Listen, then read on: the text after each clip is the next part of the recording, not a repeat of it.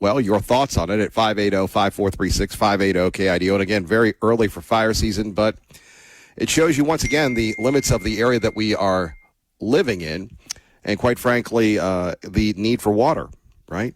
I wish I had better news. Obviously, a lot of people, I was listening to talk radio yesterday, and everybody was so fired up, so ready to go, so just covering the World Cup that politics came into it. People were criticizing Donald Trump, President Trump. People were criticizing the president and saying how bad it was for him to jump in and get the best player. Well, I'm glad he did, because let's face it, even with the best player, we were in trouble.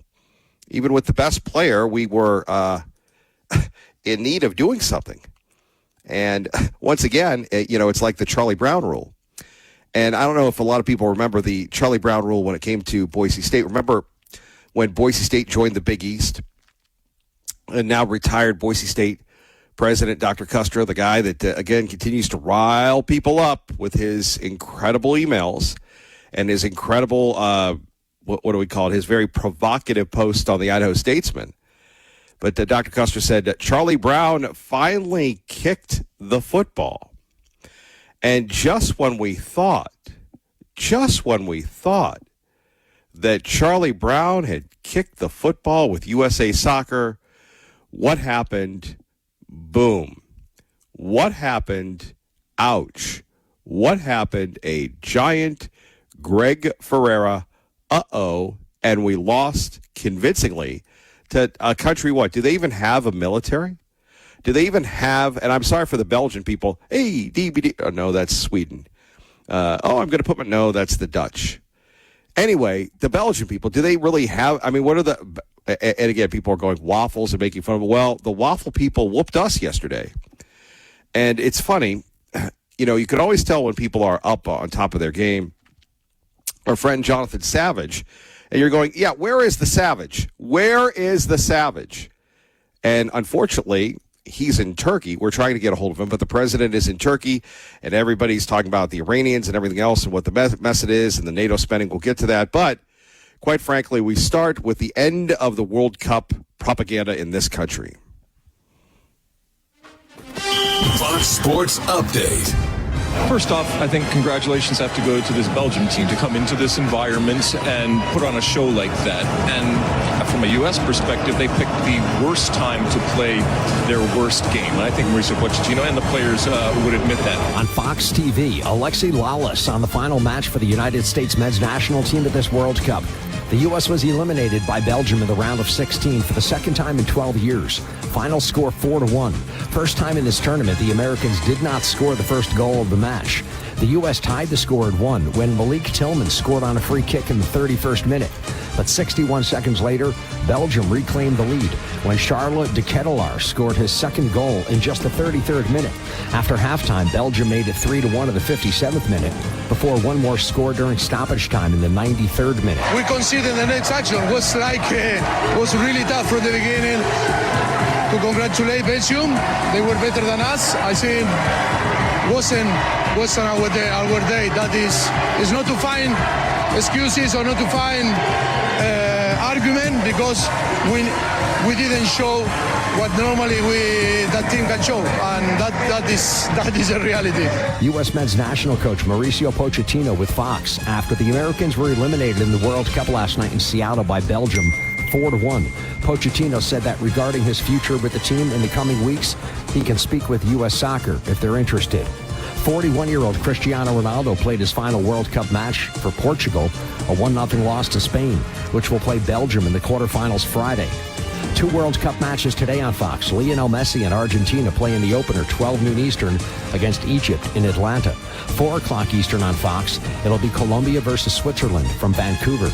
You can download the Fox Sports Podcast on Apple, Spotify, or wherever you download your favorite podcasts. I'm Jared Max. Get more on the Fox Sports app and foxsports.com. Yeah, I love that, the big voices and everything else. So we lost. And it was so funny because all the liberal loons were going after the president, talking about FIBA and FIFA and FIBO and FOMO and all sorts of things. It was a great win for the Fox television network. It was a wonderful win for Fox Television and Telemundo and Schmundo and everybody else that covered this thing. And now I don't think that World Cup mania, and I want to be respectful here. Now, Sweet William, he's a curmudgeon like me. But we've got this guy named Bo. And you don't want to get on the wrong side of Bo. Kind of like that old Jim Croce song, you don't mess with Jim, you don't mess with Bo. Now, Bo loves the World Cup. He loves Boise State. And he was actually giving me, tips on World Cup this, World Cup that. But I have to say that the biggest losers, not the U.S. men's national team, not anybody else, but Fox Television, because the ratings were spectacular. People were actually tuning in to see Argentina and England and everybody else. Is anybody going to tune in now? Maybe, maybe not. So again, Clay and Buck. I thought this was inside soccer, match point USA. And then Buck going, well, it's so funny. Clay is the cultural guy, and Buck is the intellect. And to hear Buck, who's not a sports guy at all, breaking down the socioeconomic factors that contribute to who are soccer players and who aren't in this country was fascinating. So one guy who probably wishes the team had won is a guy in Maine called Graham Plattner. And let's take a listen to Elizabeth Warren saying Graham Plattner is her kind of man. Here because Washington needs fighters, and Graham Plattner is the fighter we need. You bet. I said to myself, that's my kind of man. Because that is a man who not only has the values, but a man who believes in accountability. And we need a little accountability coming out of Washington right now. We need Graham Plattner to come in and get rid of the corruption in Washington. Time for new laws. Okay. Now, we live in a world of digital smidgenal. We live in a world of, some very compelling things. Now, this was after the first allegations came out. Did you hear about Plattner?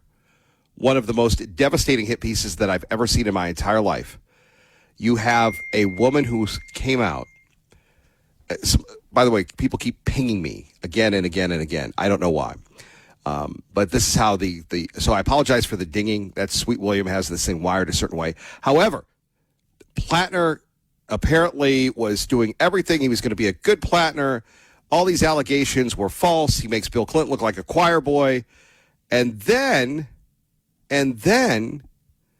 you have the stunning hit piece from Jenny Rassicot, comes out in Politico, and not only in Politico, but comes out with a CNN interview with Jake Tapper and saying that she's a Democrat and saying she has no political agenda. And I don't know. I am not the most sensitive person when it comes to gender relations. My type of gender relations is watching the old 70s, 80s cartoon Captain Caveman. But there has to be, I don't know if Jake Tapper, do you have a guy? Because, again, guys can't do anything anymore. But do you have a guy, let's just say Jake Tapper, interview this lady and ask her specific, very probing, in-depth questions? And I'm not talking about the political questions. And I'm just watching this thing going, man, this looks like a car wreck. Now, there are a couple things. This is the Democratic establishment clapping back on Plattner. This is somebody in Schumer, not directly to Schumer, but somebody in the establishment going, this guy is a disaster. We've got to start taking out these loony, wacky social Democrats. And, why would this woman make this stuff up? Anyway, she was asked whether or not she's doing this as a political hit job. To a bad night. Yeah. So bad that you never saw him again afterwards. Yeah. But just to underline the point, you're not coming forward because you have any political motivation. No, not at all. That was actually one of the huge reasons that I didn't come forward and still struggled. Like, that was a huge moral conflict. to feel like. Because you'd like a Democrat to be in the Senate. Yeah, I like the things that he speaks about. They're important. They're important to people. I'm one of those people. But at the end of the day, you feel he's not being honest. He's not being honest, no. Yeah, I really don't know how you would conduct that interview, but she was very blunt, not hyperbolic at all, and basically said that Plattner, and because we are a family-friendly show, we won't use the R word, but committed the R word. You could say sexual assault, but it was the R word, and she broke it down. Now, apparently, she said that he was drunk, that, she left her door open because in Maine, like in Idaho, you can do that. So, I mean, do you look at things critically? Do you sit there and say, well, if that was the case, why didn't you call the police? Why didn't you prosecute? Why didn't you press civil charges? I have to think that this is the Democratic establishment or somebody associated with them. Because let's face it, if it's the Republicans, they'd wait till the general. And like I said, there's a big thing going on in Maine where you can sub somebody out. So they believe, I mean, could you imagine the ads being run against Plattner with this woman? And the Republicans had it. Everybody had it. And what tools the National Democrats must think and feel that they are for allowing this guy to continue to, get so far and everything else. So, again, that is the big political story. Also in Michigan, and you're going to go, well, Kevin Miller, what about Idaho? Look, I can tell you about Idaho politics. Let's see. We have a bunch of fires going on. It's the Claremont fire. It's very bad. People in Boise County are very worried. And I could say this now. I wish you would have elected my boy Dylan Stocker, but I can't endorse people, but the election's over, so you can't call the FCC on me anymore. Ha, ha, ha, ha. Just joking. It's satire. That's what this program is, but not really. It is, but it isn't. It is, but it isn't. However, back to Boise County. Here you have people in Idaho that could be losing their properties. And we had a contentious election. We had allegations that, one of the commissioners allegedly stabbed somebody. And then we had the sheriff. He had body cam. He didn't. And now the focus, which fires are non-discriminatory, fires are nonpartisan, fires are a big issue, and that's one of the big dangers that I didn't talk about in my dangers to Idaho. Here we have, do we have enough water to fight the fires? And maybe I'm a tool, maybe I'm a nitwit, maybe, again, I'm from the East Coast, one of those, and you can't even say it anymore, carpetbaggers, because essentially everybody is here. Maybe I'm just one of these people that have come in and think the logic doesn't make sense. Why don't we have enough water to fight the fire? And the water is going elsewhere, and yes, we're using fire retardant things, but nobody wants to lose their home to wildfires that, let's face it, we hope a great majority of them would be preventable with common sense. Really, that's your local news update. And sadly, we lost somebody who in Nampa died in a canal. According to published reports, apparently they jumped into the canal. Maybe they hit their head on the bottom, and that was it for them, sadly. Our condolences go to their family. Stay away from the canals. The canals are deadly places.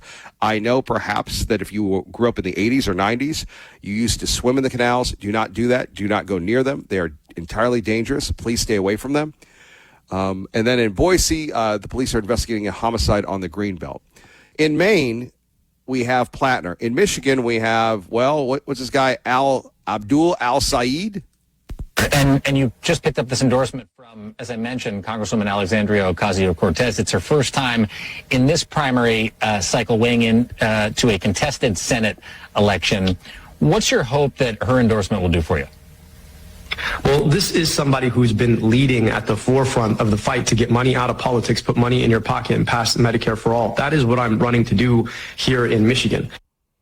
So Al-Said is such a wacko, such a danger, that you had, and this is, again, we look at everything in gender.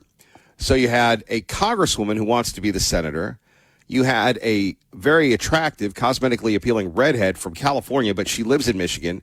And she's one of those, like, when the California people come in, like the conservative California people, you can really tell because they wear the American flag and they're like, I'm going to get you, sucker.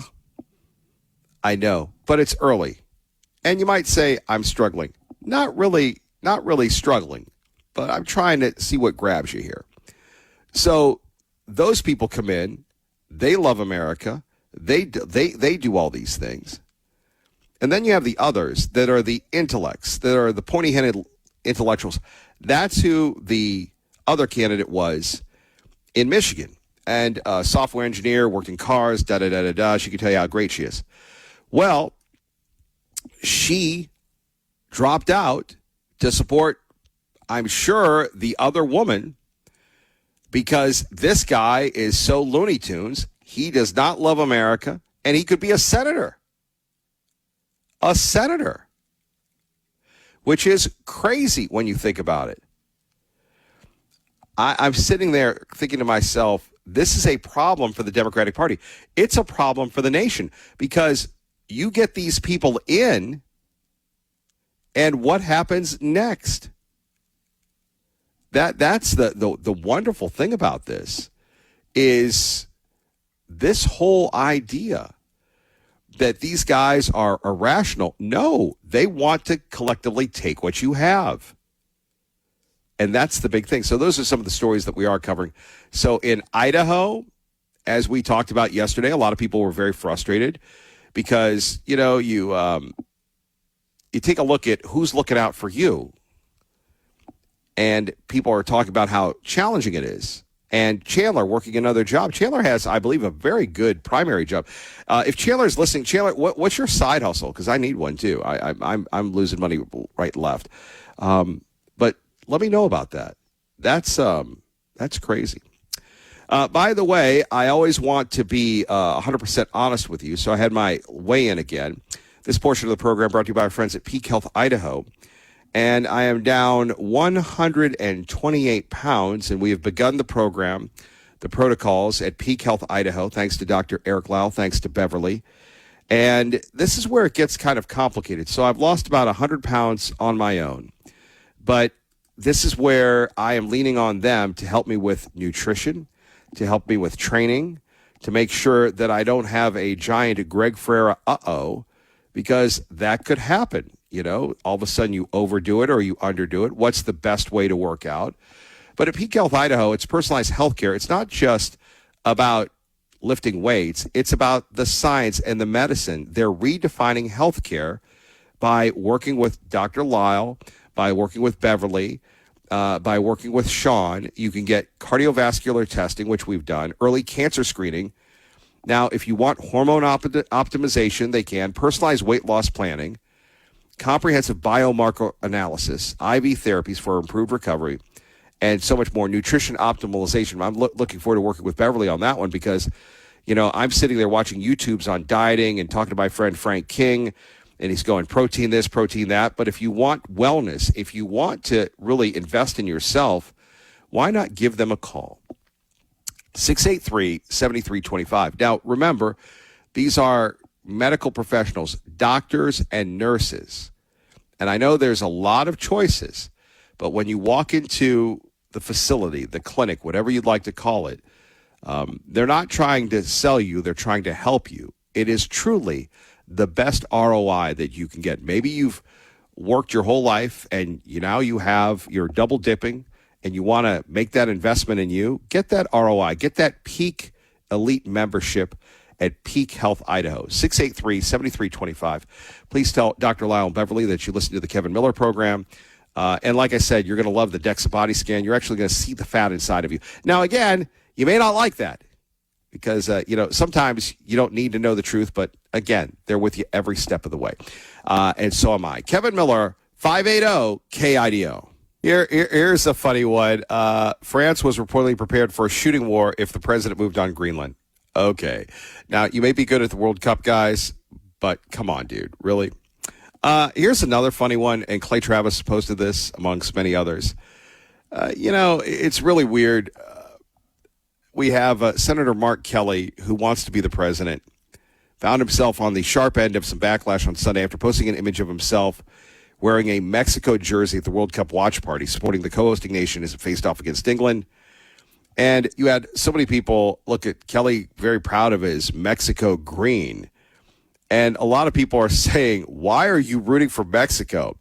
I'm sincerely curious. Are you going to be supporting USA against Belgium?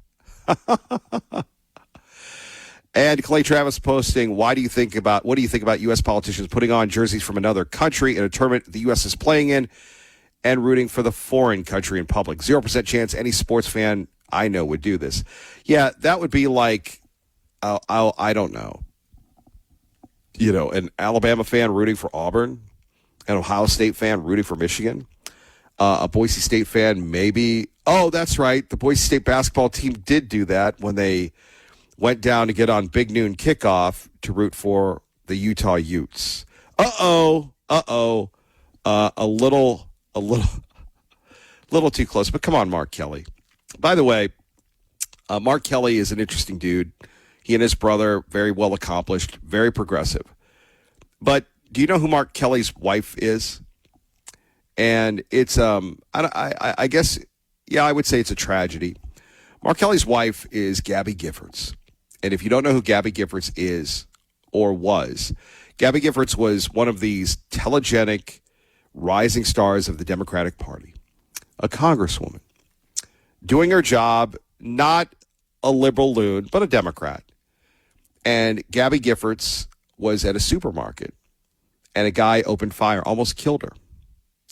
And it's remarkable that she can almost speak as clearly as she did before, but she'll never be the same. And I thought I was sitting in a room like I am now with the television on, and you see people, and it's almost like people on the radio, there's such and such. There's our weather person. There's whatever. Are they going to talk about, like when Lars comes on, is he going to talk about his ranch or his farm or whatever he calls it and all the work that he did over the extended weekend? Probably will, but you develop relationships with them.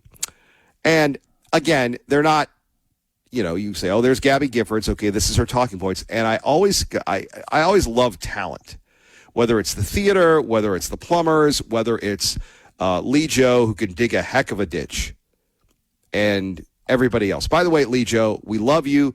Start getting those invoices in so you can continue on with the Lee Joe business. Got to do the business, maybe QuickBooks or something else. We love you, Lee Joe. Lee Joe does wonderful work. So, and by the way, that's not a paid endorsement for Lee Joe's business, whatever it is. So Gabby Giffords was just it still is an incredible, beautiful, wonderful, articulate woman, and almost killed by gun violence by a liberal loon, her husband, Mark Kelly. Now, again, Mr. Kelly has, he's entitled to his opinion, but you're a United States senator. You're in Arizona, so I get it. And it's kind of like the multilingual, multi-ethnic, multi-cultural thing that we have. Hey, it's okay to run political ads in other languages. Hey, it's okay to talk a little bit about this, that, and the other. Hey, no. You're either on our team or not. And if you want to represent Mexico and if you're of Mexican descent, sure. But you're an elected official. And really what he was doing was pandering to that market there. Pretty crazy. Speaking of crazy, we've got the View people actually smacking the American flag. Folks, we need you to stick up for America. We need you to say it's okay to love America. This is crazy. The lunacy that continues, we're going to expose it. We're going to free you from it. And we're going to give you the tools you need to fight this very respectfully right here in our beloved state of Idaho. All that and more before 10 o'clock.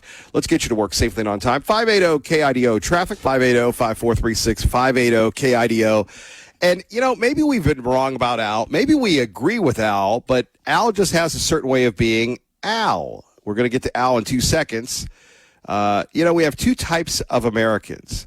We have this guy in San Diego that has been threatened with fines, or they're going to throw him out of his HOA because he's displaying the American flag. Huh? Not going to let them bully me with fines. Okay, we're not going to listen to you because you're distorted. And then we have, on the other end of this, we have Sonny Houston saying this about the American flag. Remember, we talked about this. They are attacking America. First it was the 4th of July, and now this. And I said this on this show many, many years ago, because this is my 10th year on the show, and I said there are times when I walk into a community and I see American flags all over the community, and I suddenly feel unsafe because there is a section of this country that has co-opted the American flag, and they equate being an American or an American flag with white supremacy, and that should never be the symbol of white supremacy, but they have weaponized. Because the flag belongs to all of us. It does belong to all of us. But those men... Yeah, there you have it, Alyssa Farrow trying to save that thing. Let's go to Al in Ontario. Here he is. Al! 580-KIDO. Good morning. You know, my favorite white supremacists are Clarence Thomas Sowell. You know, I mean, the big white supremacists, Ben Carson, these are the greatest white supremacists there are. Because really, honestly, the truth is, and this is what no American is going to do, because they don't have the spirit of resistance. Oh, let's just be like Reagan. Let's everybody get along and talk nice to each other. No, wait a minute. Don't smack my boy Reagan. First of all, Reagan brought down the Soviet Union. Reagan saved America. So Reagan was no slappy, buddy. Look, man, you're living in Didn't you serve under Reagan? Hey, didn't you serve under Reagan? Yes, I loved Reagan, but that was a different then shut up and eat your nation. grasshoppers. Listen, here's the thing. You're living in the past, like Jethro Tull, okay, with a seed drill. You're living in the past. Wake up. Yeah, I'm not living coffee. when a slide rule passed, am I? Well, what I'm trying to tell you is this. The world has changed. Okay, the world has changed. And what you need to understand is soccer is coming to the United States, okay, and so is suicidal ideation to our people. Because let me tell you, Europe is suicidal. You know, I'm out here by Mount Rushmore, and I happen to run into some Italians, right? 2 Italians. So where are you right now? Are you in the Dakotas? Yes, in an undisclosed location. I can't let anybody All right, know exactly let me do another pattern interrupt for you for a moment. How beautiful is Mount Rushmore? Is Mount Rushmore worth the trip? Yes, absolutely. But not just that, it's the people too. You know, the people. You got to understand. Okay, it's the America. Okay, it's America. Okay, it's the great tradition, our nation, right? This is what it's all about. Okay, you could call it, look, nobody cares about what anybody looks like. You just don't. Okay, there's no such thing as white supremacist. Okay, but this is what we have to tell these people. We got to tell these people the truth. No, what you're doing is you're trying to destroy our nation with critical theory using polylogism. No, there's not 2, 3, 4 different ways of using logic. No, that doesn't work. There's only one logic, okay? Only one form of logic that the human mind today you have your truth, my truth, this, that, and the other. No, there's just one logic, Kevin, and this is it. Polylogism. People need to understand that this is Marxism, okay? And this is it's all critical theory, us versus them, women versus the whatever. But anyway, I ran into these Italians. And, the woman didn't speak any English. So, Spanish was good because she got a lot of the Spanish. Italian and Spanish are kind of close. But anyway, I was talking to him. He says, we can't have any guns in Italy. And he says, somebody can break in our house. If we try and stop them, we will get arrested. I said, my God, that's suicidal. I said, you're importing hundreds and thousands and millions of these third world non-white people. And I'm not talking about what they look like. I'm talking about how they think, because really that's the only thing that counts. It's how you think. But what they want to do is they want to destroy our understanding of the American culture, right? By saying, hold on, Al. Let's go back to this one, because here you have a young lady on The View. We'll talk about them in a minute, but first, we'll get your reaction to this at 580-KIDO. Many, many years ago, because this is my 10th year on the show, and I said there are times when I walk into a community and I see American flags all over the community, and I suddenly feel unsafe because there is a section of this country that has co-opted the American flag, and they equate being an American or an American flag with white supremacy, and that should never be the symbol of white supremacy, but they have weaponized. Because the flag belongs to all of us. It does belong to all of us. But those men were wearing a flag. on their Yeah, I don't really get that, but Al, I'm pitching it to you. Okay, so here's the whole thing. Okay, understand what the flag is. The flag is a very squishy thing, right? You can't really say what exactly is it. So when you use all kinds of squishy things to try and identify something, right? When you're saying a flag is white supremacy, okay, these are the most abstract words that you could ever imagine. Kevin, what it is, it's the tyranny of words. And unfortunately, the education of the American people is not up to snuff. The education of the American people has everybody trying to expiate their guilt because they've been totally destroyed. Their minds have been totally destroyed. And now they have suicidal ideation because they really believe after their failed public education that, you know, America's evil, okay, and that we stole and we killed and everything else. And I mean, you know, so this is the way you use Marxism. Okay, you got to understand this. This is pure Marxism, and these communists. Oh well, we got this communism. Okay, but the reality is, like this guy in Italy.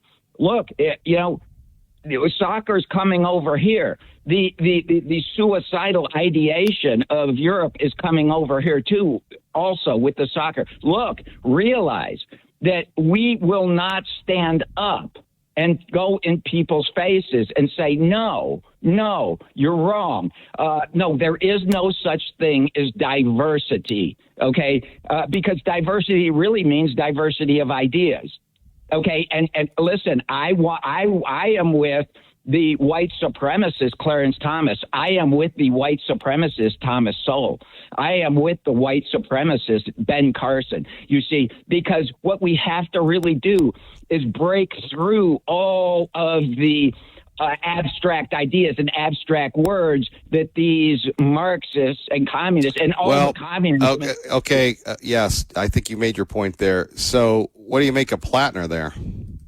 Ain't looking good for him. I mean, once again, Kevin, look, I mean, in the old days, look, if you rape somebody, I mean, look, the woman would come out the next day and you'd go be in the police department and they'd be, you know, taking swabs and doing everything else, right? But, I mean, today, it's like, oh, well, yeah, years ago, something happened. What? I mean, what? It's so idiotic. But you see, destroying the man, right? This is a lot of it also. Because man, you know, the power, right? Men have the will to power far more than women have the will to power. It's just the way it is. Okay, now we could sit here and argue, we go talk of Nietzsche and the will to power and all this. But what they want to do is pretend that all men have this maniacal sex drive, okay, to try and go and get women. And look, I mean, you know, women and men are different with regard to their sexual drive. Oh my gosh, dude. What just stick to the concrete. You're making souffle. I need my eggs over easy. Okay, well, look, I mean, our whole system is so idiotic, okay, where, you know, look, what we've done is we've created this government that, oh, well, you have to stay deep within the law, right? Well, what does that mean? Well, you don't touch a woman. I mean, imagine in the 70s, man, you know, I go out on a date with a young lady, and you know, on a first date, hey, I'm going to kiss this young lady. And she moves away. Then comes back, like 50 years later? Oh, he tried to get sexually advance on me, unwanted sexual advance. I mean, you know, we've gotten stupid, okay? But the people don't see this because their education has totally destroyed them, you know? And so, look, when you're saying... Yeah, but it's not education. It's indoctrination, Al. It's indoctrination. It is. It is, Kevin. It's indoctrination, bro. You got that one right there. I mean, it's inculcation. They inculcate these ideas into the people. And Kevin, look, we're a senile nation, I hate to say it now, to a very large degree, because people don't understand. When this nutcase comes in here and says, oh, the American flag stands for white supremacy, I mean, are you kidding me? You got to get in their face and say you're insane. And then they'll say, well, what about slavery? And you'll say, well, what about the free black people in the South, the thousands and thousands and thousands of them who own thousands and thousands and thousands of black slaves? Okay, so what about the kings over in Africa that rounded them all up and didn't want the slave trade to stop? So it's not a racial thing, right? Al, I appreciate that. Thank you for the call. And it's funny. The Manchester Union Leader years ago, it was once one of the most conservative papers in America. They had a great editorial. I think it was by a local guy, and they talked about slavery, sadly. And their whole point during the whole argument about slavery was that you have these certain names that, they're Swahili names or whatever. And the article stated that when you have people with these names, they're actually honoring the people that sold them into slavery. And look, I don't want to relitigate the past. I want black people, white people, everybody people. We all have our biases. The beauty of it is if we control our biases, if we love one another as Christ loved us. That's the beauty of America. And then when we have Sonny I don't understand how anybody on The View, and having been to New York several times, and it's not like, look at me, I've been to New York. I went to New York to win an award. When it was in the heartland in America, in Indianapolis, I did it. I represented Idaho. I represented you. And because I'm a nitwit, I continue to fight and continue to go, and I want to be whatever. But I've been to New York, and the amount of wealth in America's wealthiest city, sorry, Los Angeles or Chicago, it's in New York. New York is the place. And if you don't believe that, they'll tell you how great they are. And it's wonderful, and it's exciting in New York, New York, New York. And to be on, by the way, she was a nobody. Now, a lot of people say, well, that she still is a nobody. But to go on The View and spout these phrases and all sorts of things, it's utterly absurd and ridiculous when you're thinking you're in Manhattan and you're at Wall Street. You actually work in Times Square if The View isn't where ABC is. Are you kidding me? By the way, speaking of The View, a lot of people have been bagging on the FCC. Apparently now The View has decided that they're not going to start booking the liberal loons that are running for office because of equal time considerations. And people are going to go, well, Kevin Miller, what about talk radio? They're coming after you. They have. We've litigated that. It's been published several times. So now the leftists are going to take a look at this. The leftists are actually saying, well, we need to be a little bit more fair and objective. And oh, by the way, ABC and ABC-owned stations are having trouble getting renewals because just as the libs did to us much more subtly, we are doing to them and saying, look, it's one-sided. You are licensed by the federal government. It is a privilege. If you want to go on Substack, you can go on Substack and do very well on Substack. But if you're going to be licensed by the government, you're going to be fair and objective. You can be opinionated, but you can't have one loon on without another. Looney Tunes. And that's why we ran ABC News out of this town. We did. Nobody else did. And we should be proud of ourselves. You should be proud of supporting this station. We really appreciate you. 580-5436, 580-KIDO. Sean Hannity. By the way, Sean was, and again, you're going to go, who cares? Just telling you a little background. Sean was in New York recently. And the guy that fills in for him, Mark Simone, hi, I'm Mark Simone, and I'm filling in for Sean. I host, I follow him, or I'm before him on his flagship station, WOR in New York. Yes, Mark, you're great. You're successful. You're a wonderful man. But the beauty of Sean Hannity, and if you go on X, you can see it, Barrett Media. Sean Hannity always remembers people in radio, listeners, talent, managers, salespeople. I know this because I've had the privilege of working with him on a couple of appearances. And how he put over Mark Simone on this was just shows you just what a great dude he is. So happy to have Sean today at 1. 580-KIDO. We can set aside McCarthy's absurd hypocrisy. Let's just focus here. This woman obviously very brave in coming forward and telling her story here. And it's one that seems to be, for many Democrats, the breaking point in their support for Plattner. What do you think happens next?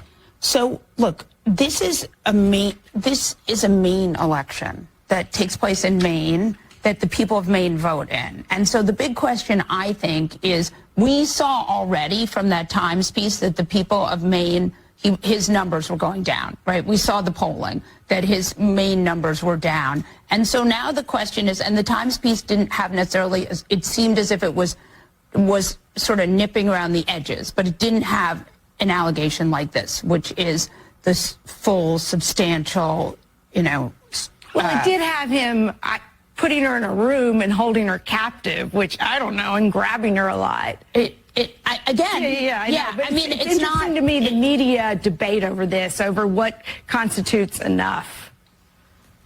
It is not up to me to constitute what is enough. I think it's up to the voters of Maine. And we saw these polls after that Times story came out that said they were starting to really... His fundraising started to fade, too. Right. And so then the question is, and again, look, with this story, as someone, I mean, what she says in this story is that she is... I mean, the misogyny that I found in the story was this poor woman is saying it was non-consensual. Right. When it was obviously rape. And she couldn't say that, because she was, trying to protect him to some extent. So in my mind, this is a really serious, as a woman and a mother of a daughter, as serious as it gets. And you see in, the ways in which the culture, this victim is protecting this man. So in my mind, this is, but it's not up to me because I don't even live in Maine. It is up to the voters of Maine. Yeah, that's a very good point. By the way, good morning. Kevin Milelr, 580 KIDO. That is lib-on-lib crime.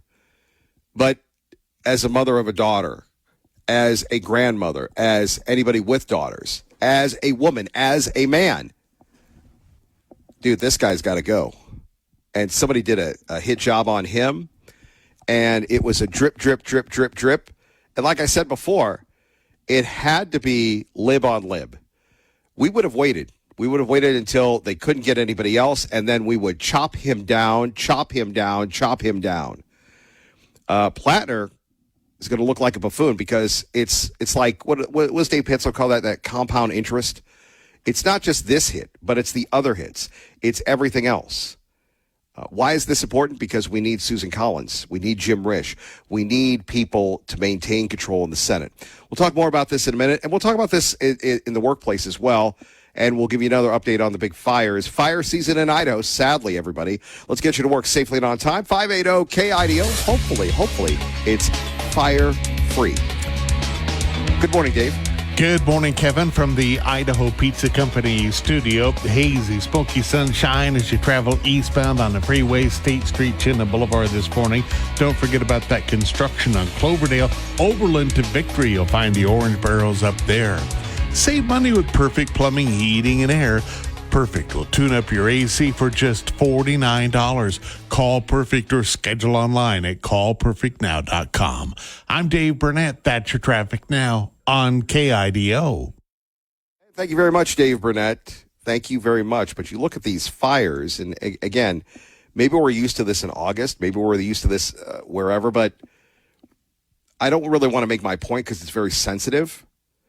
And, I mean, by the way, I'm looking at the Dave Burnett traffic cams. You can tell people are on vacation. I wish traffic were flowing this well during the usual times. Anyway, God bless. Keep the faith. We're rolling. Thank you, Peak Health Idaho, for sponsoring this portion of the program. Fox News next, 580 KIDO.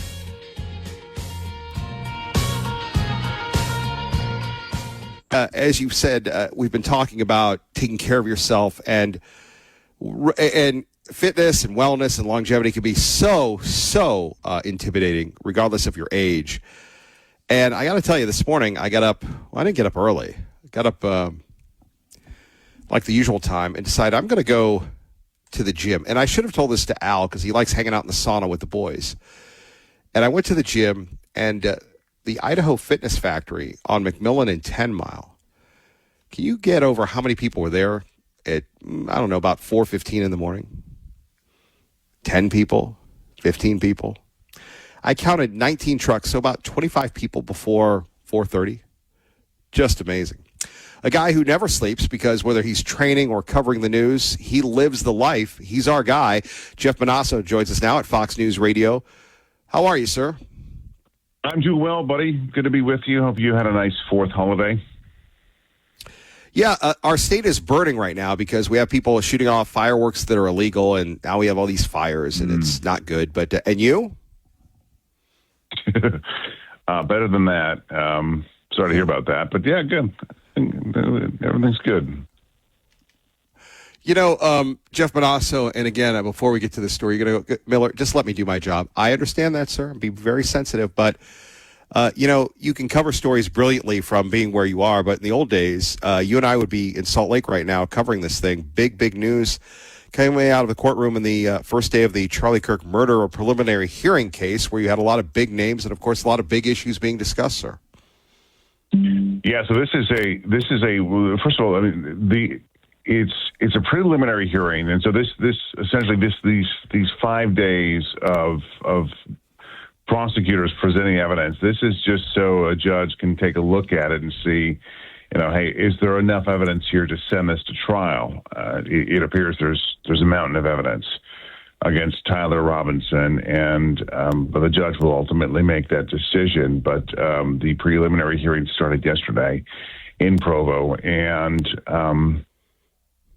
we heard from a former campus police officer who described the moments after Charlie Kirk was shot and investigators' discovery of what they believed was a sniper position on a campus rooftop.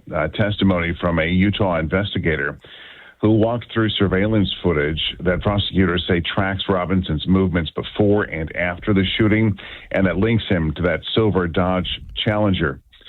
Evidence prosecutors say includes DNA, cell phone data, text messages, Discord messages, and alleged written confessions left behind by Tyler Robinson. Evidence prosecutors argue points to Robinson as the shooter. The court also heard disputes over the admissibility of certain video evidence. The judge ruled for and against some of that evidence.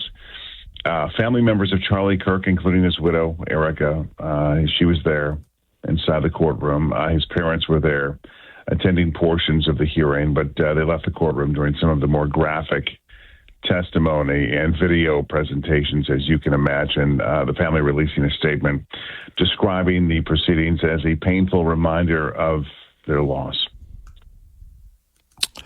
You know, Jeff, you've covered such big cases, and I don't want to say we've all grown old together, but, you know, how would you define what's happening right now in Utah as far as, you know, ranking them, if you will, of how significant this is?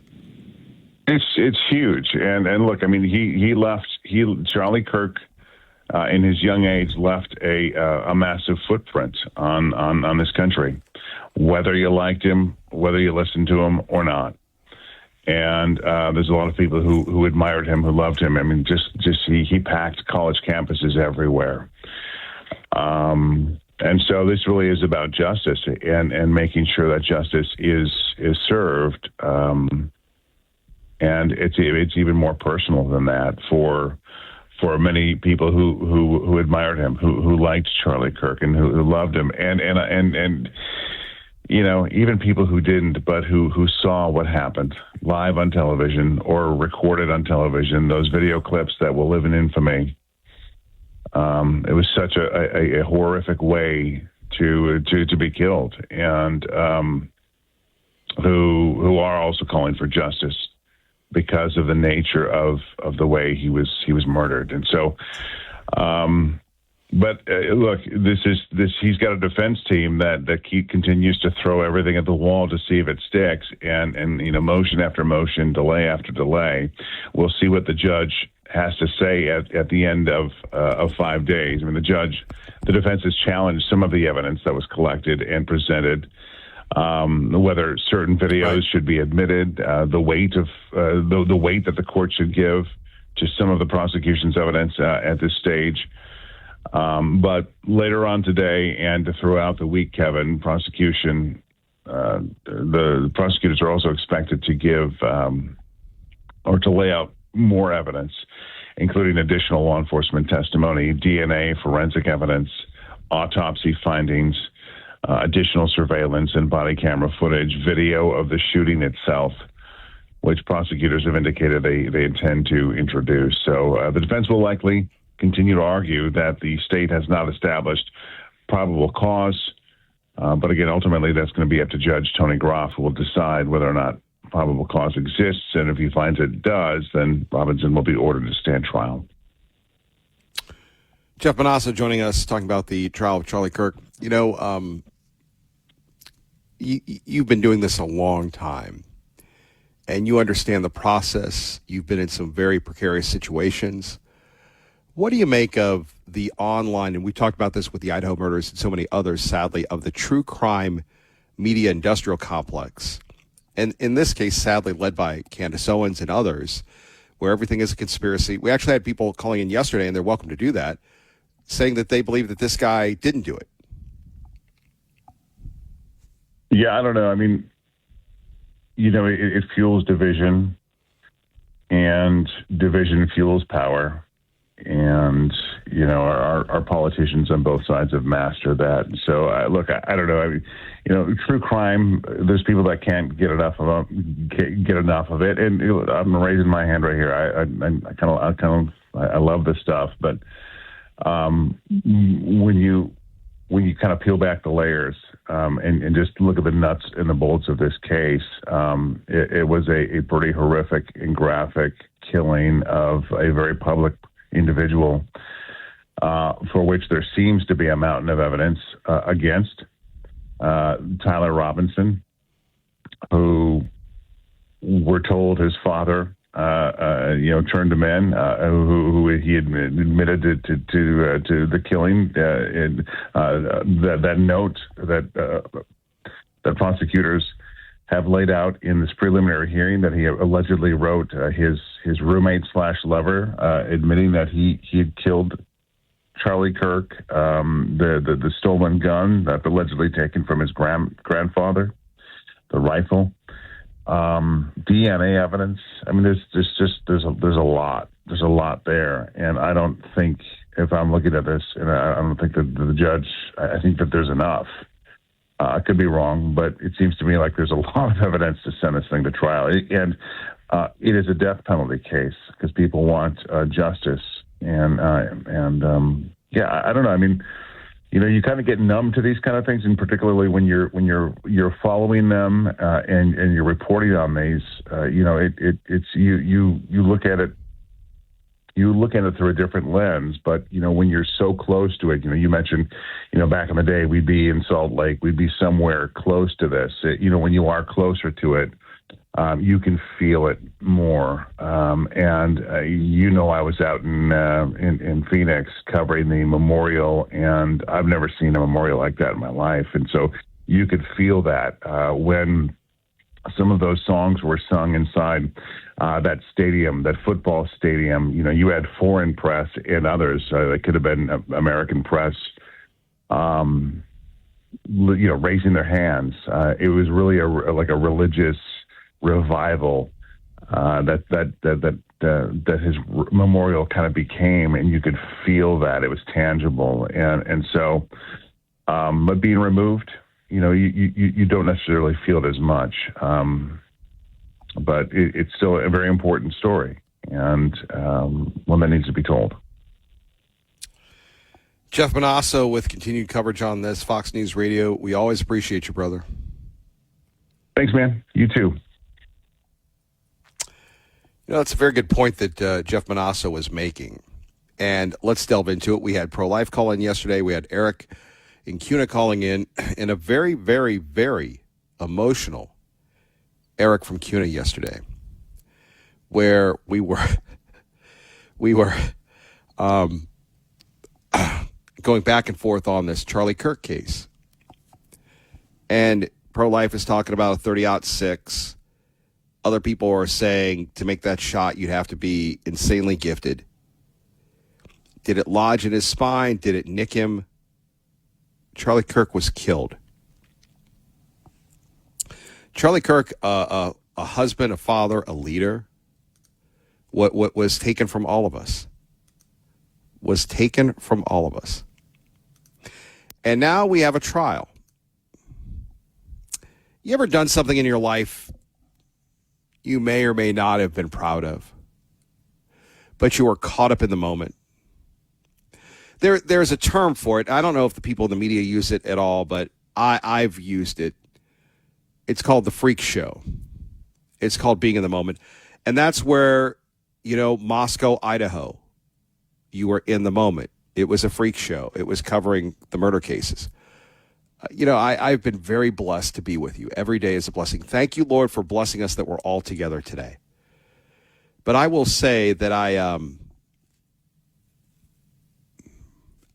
don't know if I ever did anything wrong in this case, but I was involved in the moment.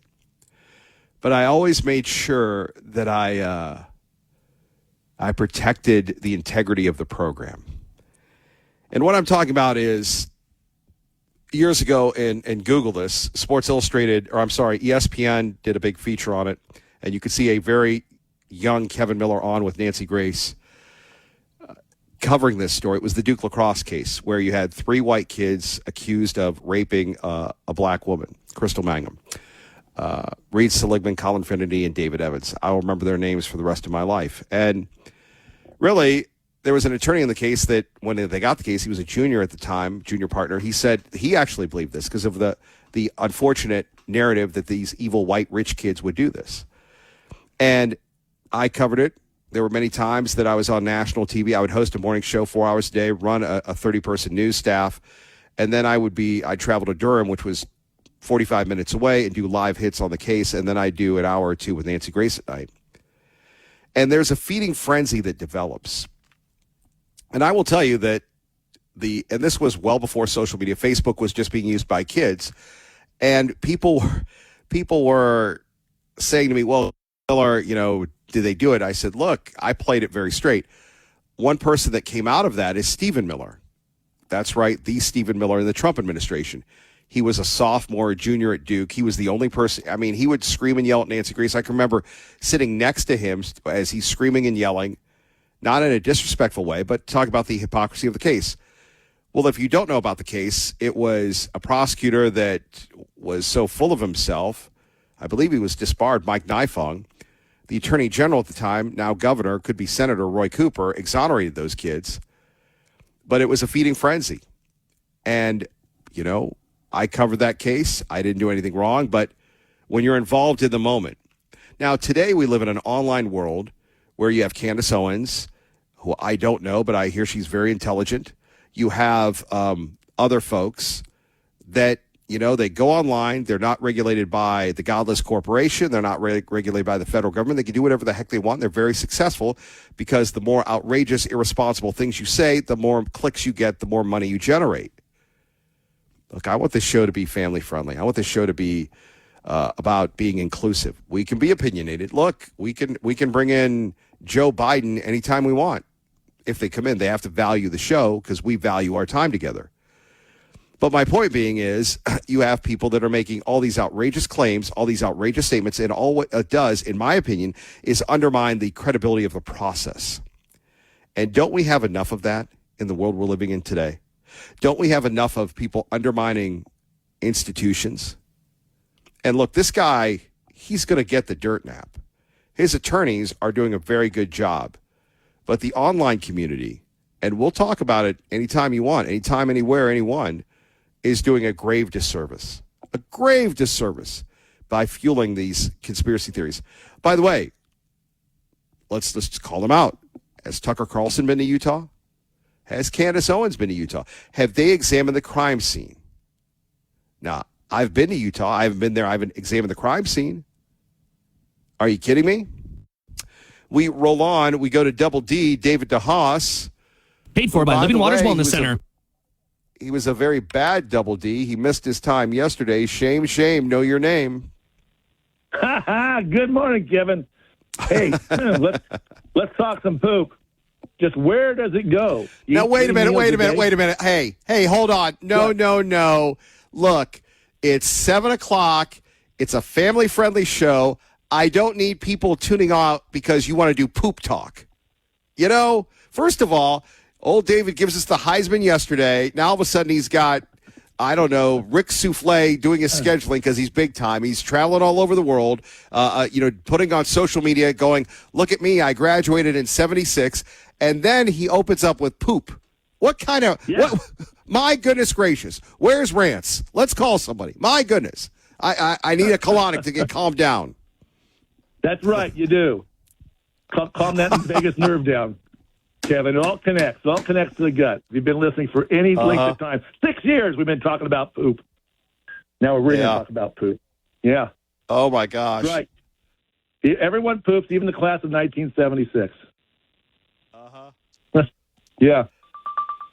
Well, hey. By the way, I made a little comment on there for you. I don't know if you saw that, but I commented on your 76 thing. I go, man. You like 76, it, huh? And I got to tell you something, and we're going to get back to the poop in a minute. I got to tell you something. I thought 76 was bigger than this one. Now, maybe because everything is whatever, but I thought 76 was much more significant. You? I think so, too. Yeah, I thought so, too. Yeah. It's a pretty big deal. Yeah. Yeah. No, for those, I dressed up in the 70s era garments, psychedelic shirts, bell-bottom pants, and I had a nice fro on my head with some glasses. And I even had the gold chain. The gold chain. Yeah, and I was shocked at how many people actually knew who I was. And you're sporting polyester, yeah. I know. Well, even in the tough on the parade, skin. I had some people notice. They knew who I was right away. I said, what? How'd you know? I guess you just can't hide. Yeah. You just can't hide. I bet you didn't bring any poop to the parade, though. Didn't bring any poop to the parade. No, sirree. I just brought some sass and the egg toss, too. We toss eggs up there. We do the real 4th of July, Kevin. It's the craziest thing. You get 3,000 people in the street tossing eggs at each other. It's the darndest thing you've ever seen. If you've never participated, you got to go to Grangeville, Idaho. Grangeville, Idaho on the 4th of July. Toss eggs. That's what I want about people throwing eggs at me. But anyway, what are we talking about today besides poop, sir? We're talking poop. You eat 3 meals a day, Kevin, 21 a week. Poop once a day, that's 7 times a week. So what's happened to the other 14 meals? Poop every other day, yikes, you stink. You ever push poop through a screen door? Well, neither have I. But imagine 14 meals of poop rotting, putrefying in the colon, pushing against the wall of the colon, seeping into the blood system, and then into the lymphatic system. If you have armpit odor, that's the residual of those meals not being discharged via the colon. Signs of this can include brain fog, psoriasis, hives, rashes, and eventually a polyp persists as your body looks for a place to store the toxins. Your best friend to clean up this rotting mess is a colon hydrotherapy session. Living Water's been helping people clean up their colons for 18 years. Get a shower on the inside. It's refreshing, and your body will thank you. LivingWatersCleanse.com or call 208-378-9911. Then listen Sunday to the Whole Body Detox Show at 9 a.m. right here on KIDO 580 a.m. This week's show, we're going to discuss enzymes and their role in digestion and cleaning up the blood with Dr. Milton of Transformation Enzyme. And nothing here is meant to diagnose, treat, or cure any disease. Seek out a qualified healthcare professional to see if cleansing is right for you, which, of course, it is. David DeHaas, he's a clean man. Clean man. Poop well, my David friend. DeHaas, thank Poop you, well. sir. Yes. God bless, my man.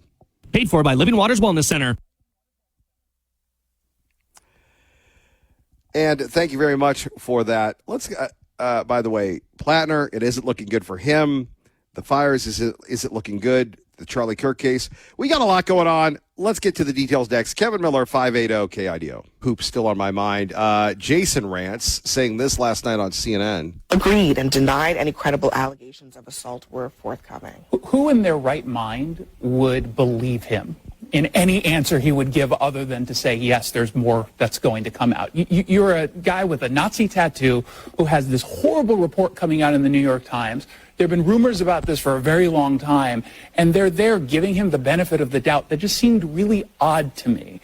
You could not find anyone better in Maine to run up against Susan Collins. You can find any other progressive who would have been able to take on that messaging at all? Like, I just cannot believe that. That is a very good question. Position for that. That is a I don't very get it. good question. I mean, there is an issue here with. Oh, yes, Abby, there is an issue. Let me continue to articulate the issue. By the way, earlier this morning we opened up with Elizabeth Warren. She likes that Graham Plattner, and man, I don't know, maybe they'll have some Belgian waffles together. I am here because Washington needs fighters, and Graham Plattner is the fighter we need. Well, is he? I mean,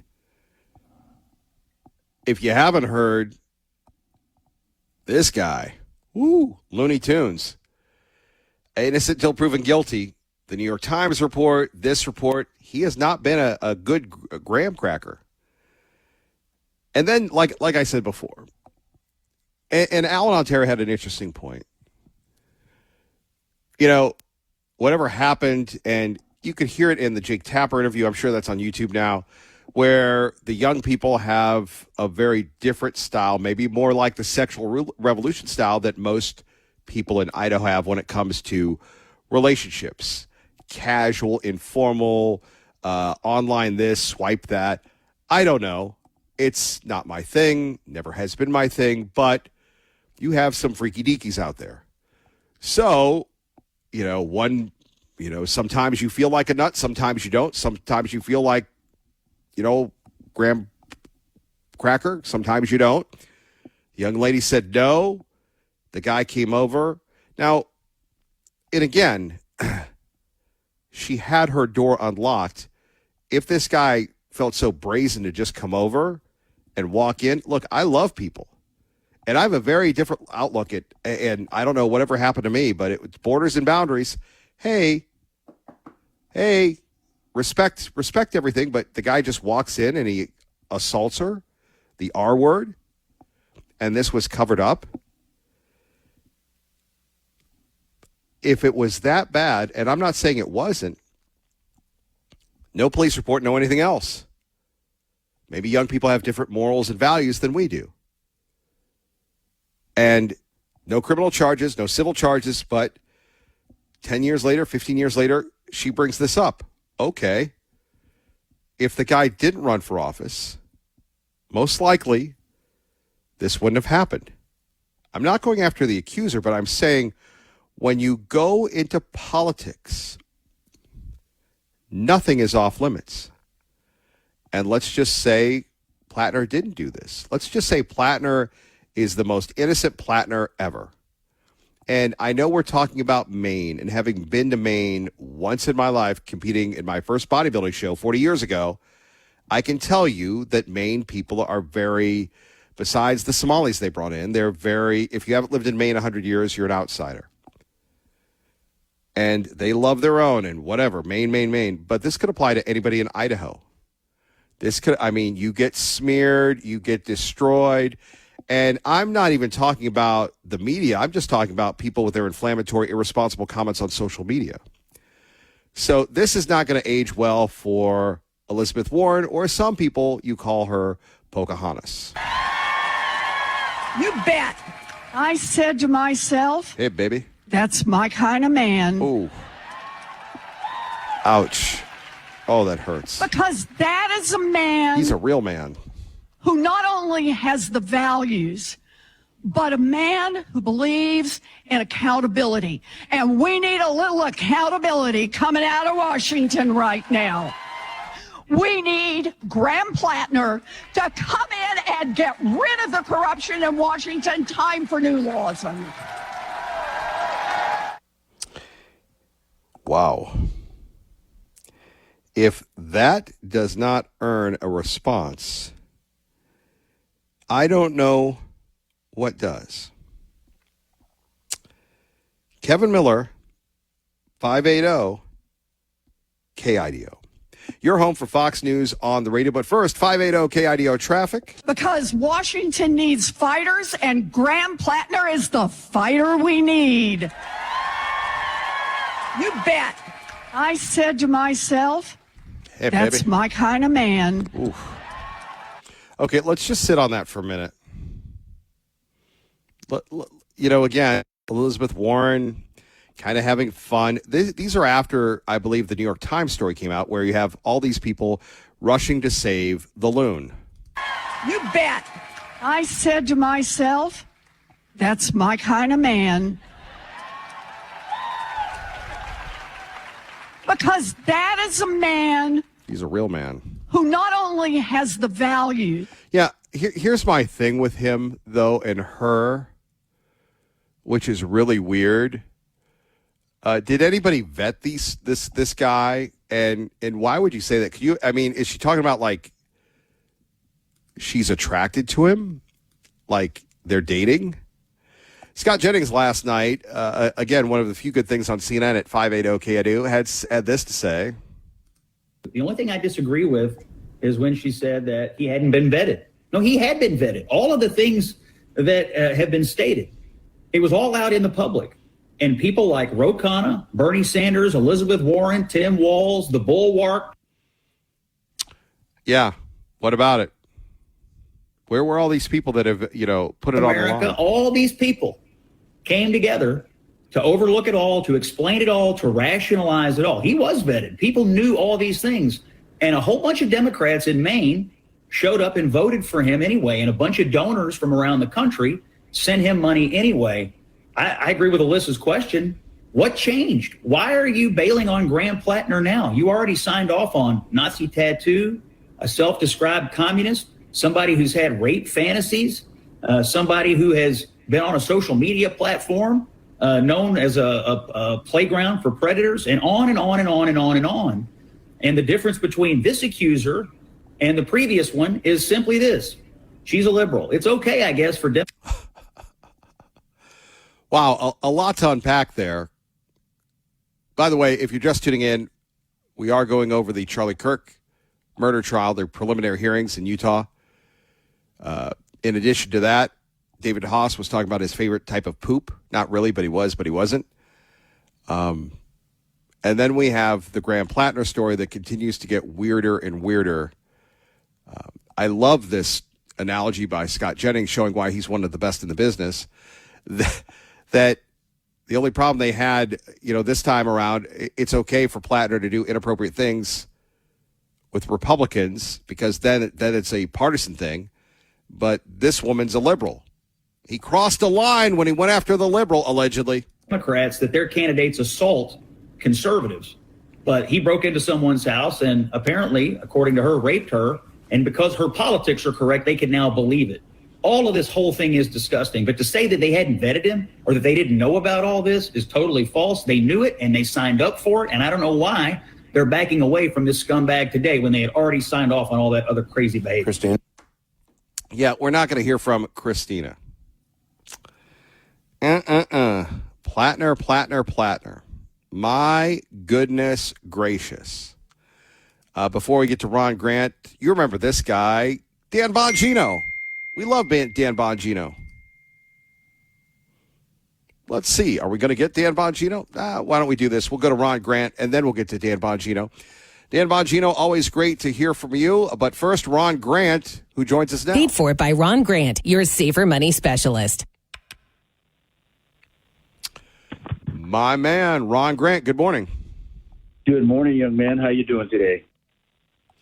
Not bad as we roll along. Let's talk a little bit about this time of year. Money, keeping your money safe, and that's where Ron Grant comes in. But, things go up, things go down. Ron, what happens when things go down? Can you protect people from the bad things when it comes to their money? Oh, yes, 100%, buddy. It's nice to have a 100% product that my clients can't lose their principal or their gains in. And that's important. But, most importantly is that legacy money. That's the money that you worked hard for. That's your dignity money. Some of you worked 35, 40 years for that. And, a pile of money in a 401k or an IRA is not a retirement plan. Brokers like to say that 4% rule. Take 4% out. You should be able to live throughout your time and not go through your money. But, that's highly exposed to market volatility, number one. Number two, income is at risk during the downturns of the market. And you got to sell assets to generate income. And what if you have to sell short? Now you've lost more money. So my clients and I, we don't like that, Kevin. We sleep at night knowing that we have an income that we can't outlive. And if we're married, when one spouse passes, the other spouse gets that until they've passed away. And then whatever's left goes to the beneficiary. It's so important to have an income. I coined the phrase over 17 years ago, mailbox money. My clients and I go to our mailbox every month to pick up a check for life. Ron, how can people get a hold of you and get that check for life, big boy?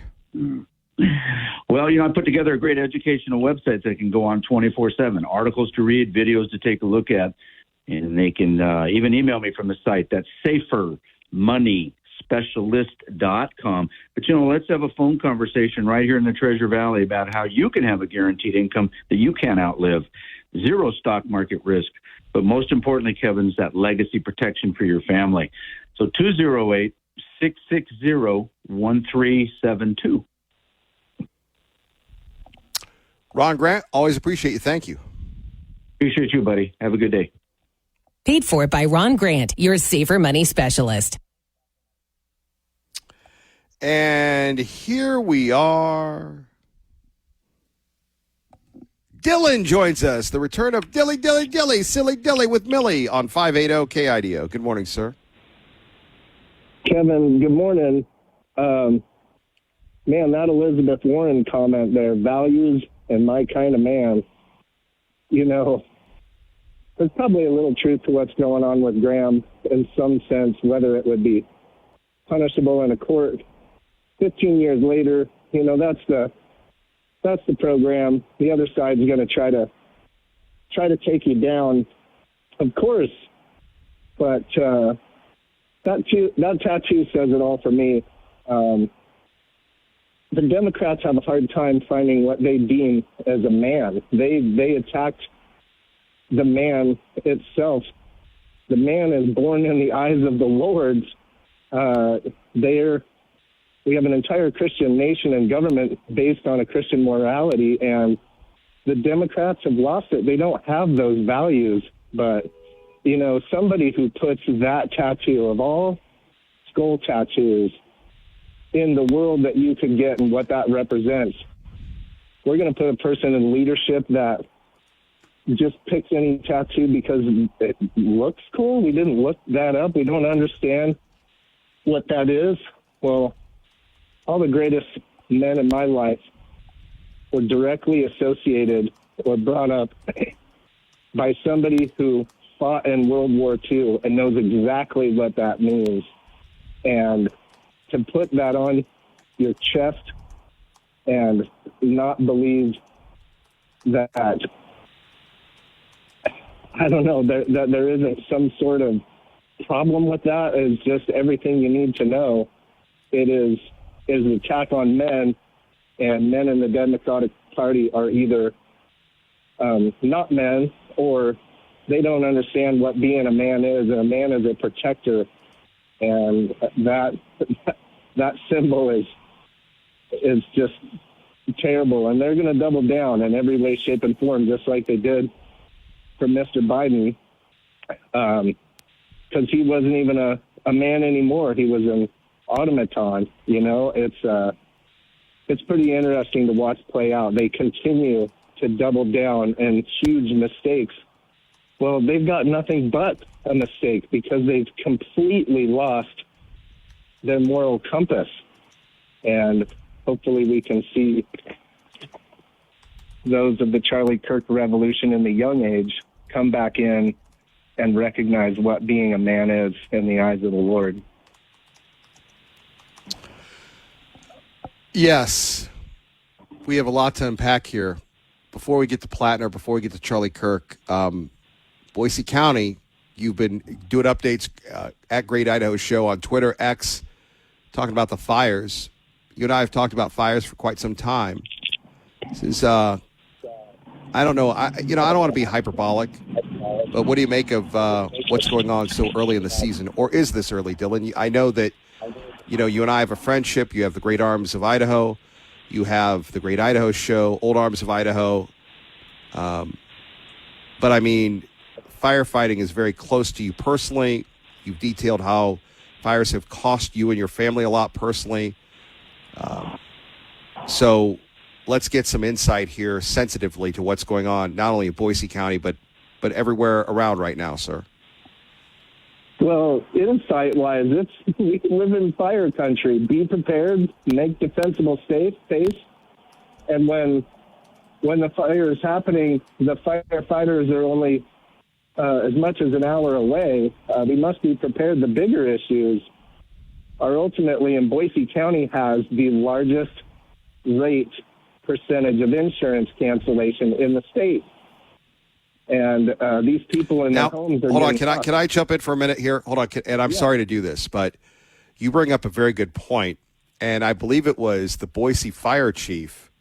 I saw a release last week that we'll cover that no one picked up on, addressing the point that Dylan just brought on at 580 KIDO about the reason why people are canceling their insurance is the insurance providers are charging them too much that they can't afford it. Tea Party Bob warned about this a couple years ago, this pattern happening in the McCall, Donley, and New Meadows area. So now it's going to Boise County. Sorry to interrupt, Dylan. Please continue. Oh, no problem at all. I mean, if you have a home in Boise County or Valley County or any of the forested areas, your price increase is gained by 40% in the last 5 years. And so it's an affordability issue. The greater population of Boise County is generally retired. These are fixed income people. And what they're doing is they're using fire data from Oregon and Washington and California regarding structure loss. It isn't here in Idaho for that fact. And there's another concern. My daughter is a wildland firefighter. She's 20 years old. She just went to Arizona to fight fire, and they said, we can't afford to pay for your room. You have to pay for your room while you're on this fire because they're on standby, held up in hotels. My 20-year-old daughter, who's making $18 an hour, has to pay for her own hotel room for 2 weeks to get reimbursed later. And now in Boise County, you have, and because I can speak to what I know, you have the Forest Service cutting back the basic services to all the toilets and all of the basic campgrounds. So the Forest Service reorganization is going through some struggling financial times. This is about community. It's always been about community and helping your neighbor and being prepared for the fires before they ever get there. And yeah, I'm with you. We're going to sell illegal fireworks. We're going to make fireworks illegal, yet sell them right down the road where I could drive to Simcoe Road and buy $2,000 worth of fireworks and light them off at will. It'd be very interesting to see what this fire here in the Boise foothills was alleged to have been started by. It wouldn't surprise me for 1 second that it was some, I'd say, kids. It used to be kids. Now they're just not wise adults even. So it's hard to get the updates. But that one, you always think like it's going to crawl over and take over everything in sight. But, you know, they ultimately do get on top of these things when they're in residential areas. And as much as I criticize the Forest Service, those that are hot shots, those that are work for private companies and getting contracted out, those are utterly the hardest working people you've ever met in your life. Well, and some of the worst not only that, but conditions. I mean, they're crazy in a good way. Yeah, I mean, they concern me a little bit. I think they're all a little bit fire happy. You know, if you can put a drip torch in their hands, they've got to smile ear to ear while they're lighting sometimes your property on fire to save others. But there's some funding. Well, and not only that, but then you go to the really crazy ones that, you know. Now, were you airborne? You were airborne? AIRBORNE, my friend. Yeah, so you weren't just a dumb leg like me. So you jumped out of a perfectly good airplane. So what we're talking about here at 580 KIDO are these crazy, and I say this as a compliment, these crazy smoke jumpers that, hey, man, that sounds great until you actually have to be competent enough so you don't die doing it. So there's training, there's standards. There's just not like, hey, here's $50 and you go jump out of a plane. These guys and gals, they go, hey, here we go, jumping out of a plane into the smoke, into the fire. Maybe they get out, maybe they don't, and they love this stuff. Yeah, they definitely have a passion for it, no different than any Navy SEAL or special ops team. But, man, you know, really, do they get paid well? Yeah, they get paid well. But do they? Yeah, but that mindset to do that. The mindset is beyond. They I don't know. There's are some very special individuals for sure. But man, I'll tell you what, it is a toll on their bodies. 10 years working in those capacities, you're going to be suffering for the rest of your life for something. My daughter showed me her pack that she's got to haul around, and I'm not new to the idea of hauling around lots of stuff on my back or anything like that, but you know. Well, it's been a while. It's been a while for you. It's been a while, but yeah, it's been a while. By the way, Pops, hold on, Pops. Let me get back to this. Think about that. You know, again, hauling packs, doing these things. That's just incredible. The description. I have to ask you. Okay, so again, here's fanboy Kevin Milelr. What was it like to do that jump out of the plane? What was it like where they go, okay, jump, jump, jump, go, go, go? I'm Dylan. I'm scared. Were you scared or were you a tough guy?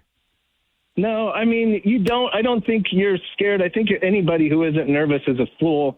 Anybody who doesn't remember their safety steps is a fool. Anybody who doesn't get scared, that's when you get hurt. But, you know, when you're in the military, you are programmed. And somehow when that door comes flying open, you get in line with your hand on the shoulder of your friend up front of you, and your mind goes blank and you go out the window, and you wake up right when your chute pops, and you're in combat jumping out at 800 feet.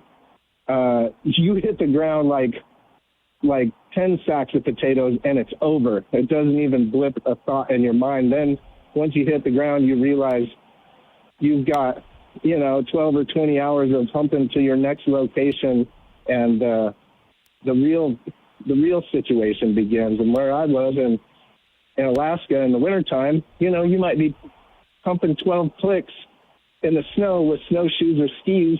I think my total kit was 200 pounds as a radio telephone operator.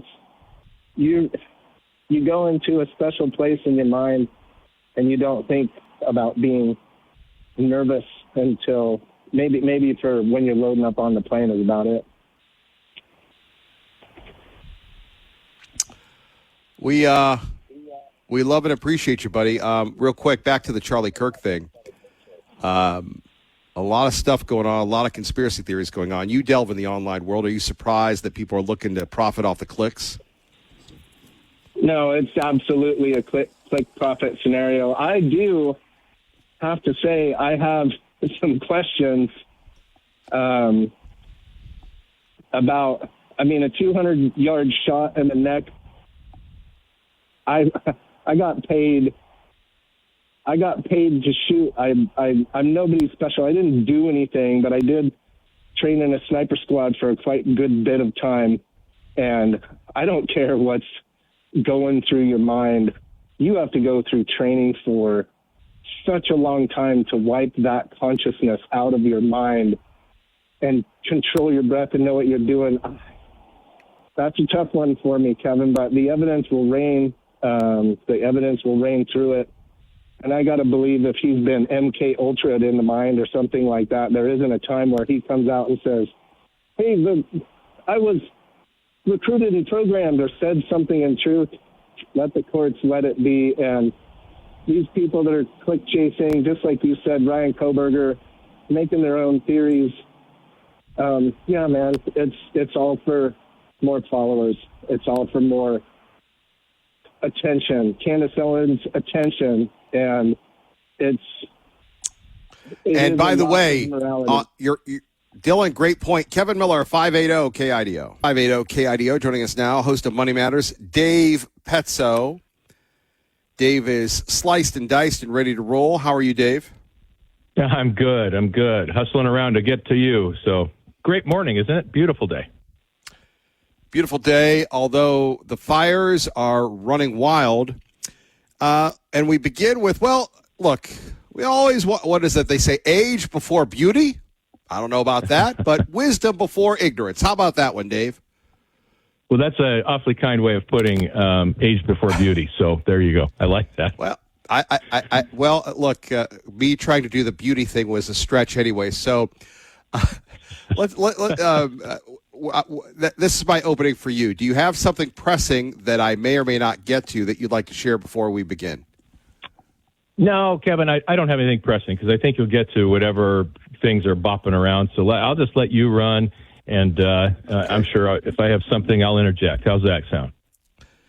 Yes, sir. Yes, sir. So let's begin with an article I did a while ago, last week, and talk about the two divergent paths in Idaho. One being traditional Idaho, which is agriculture, dairy, ranching, farming, the backbone of the state. And then we have like the new money coming in, the data centers, the tech, a lot of influx, both wanting land and water.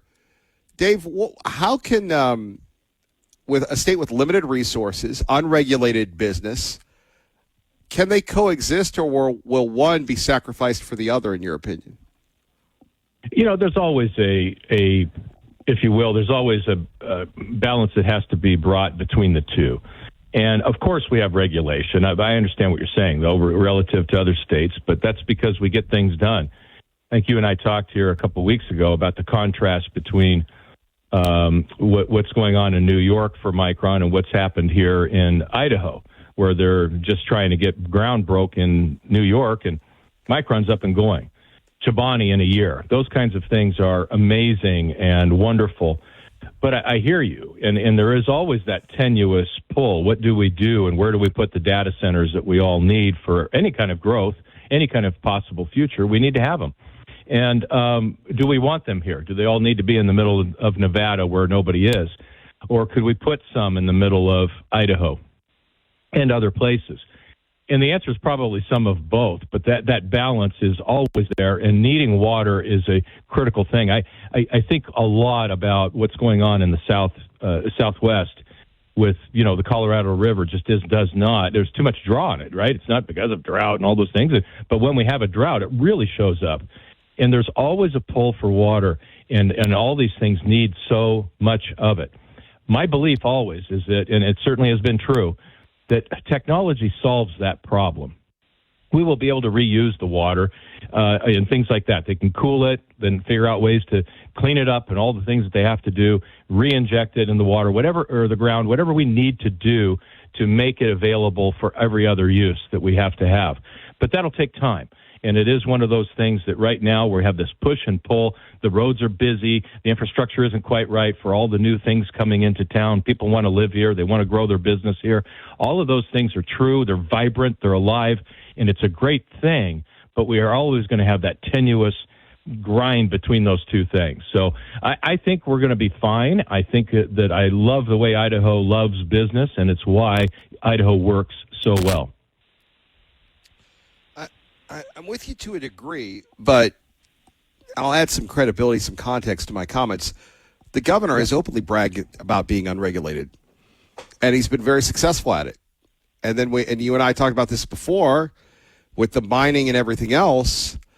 I mean, you have people buying water rights and all sorts of craziness that you and I don't know what's going on. And then we have the state burning up. Yep. So, I mean, are we going to live in a day where, and this is where it's a little sensitive for our good friend Dave Petzo at 580 KIDO, because unlike Kevin Milelr, he likes the wilderness. He likes to go do all these outdoor things. And obviously that is something that the majority of the people here in Idaho want to protect forever. The outdoors. No doubt. No doubt. I mean, and the good news is that it's generally protected unless it's private land. Those things that are owned by the government and also the feds, or they're set aside, however I don't really know the quotes ownership, but the Frank Church Wilderness area is clearly not personally owned.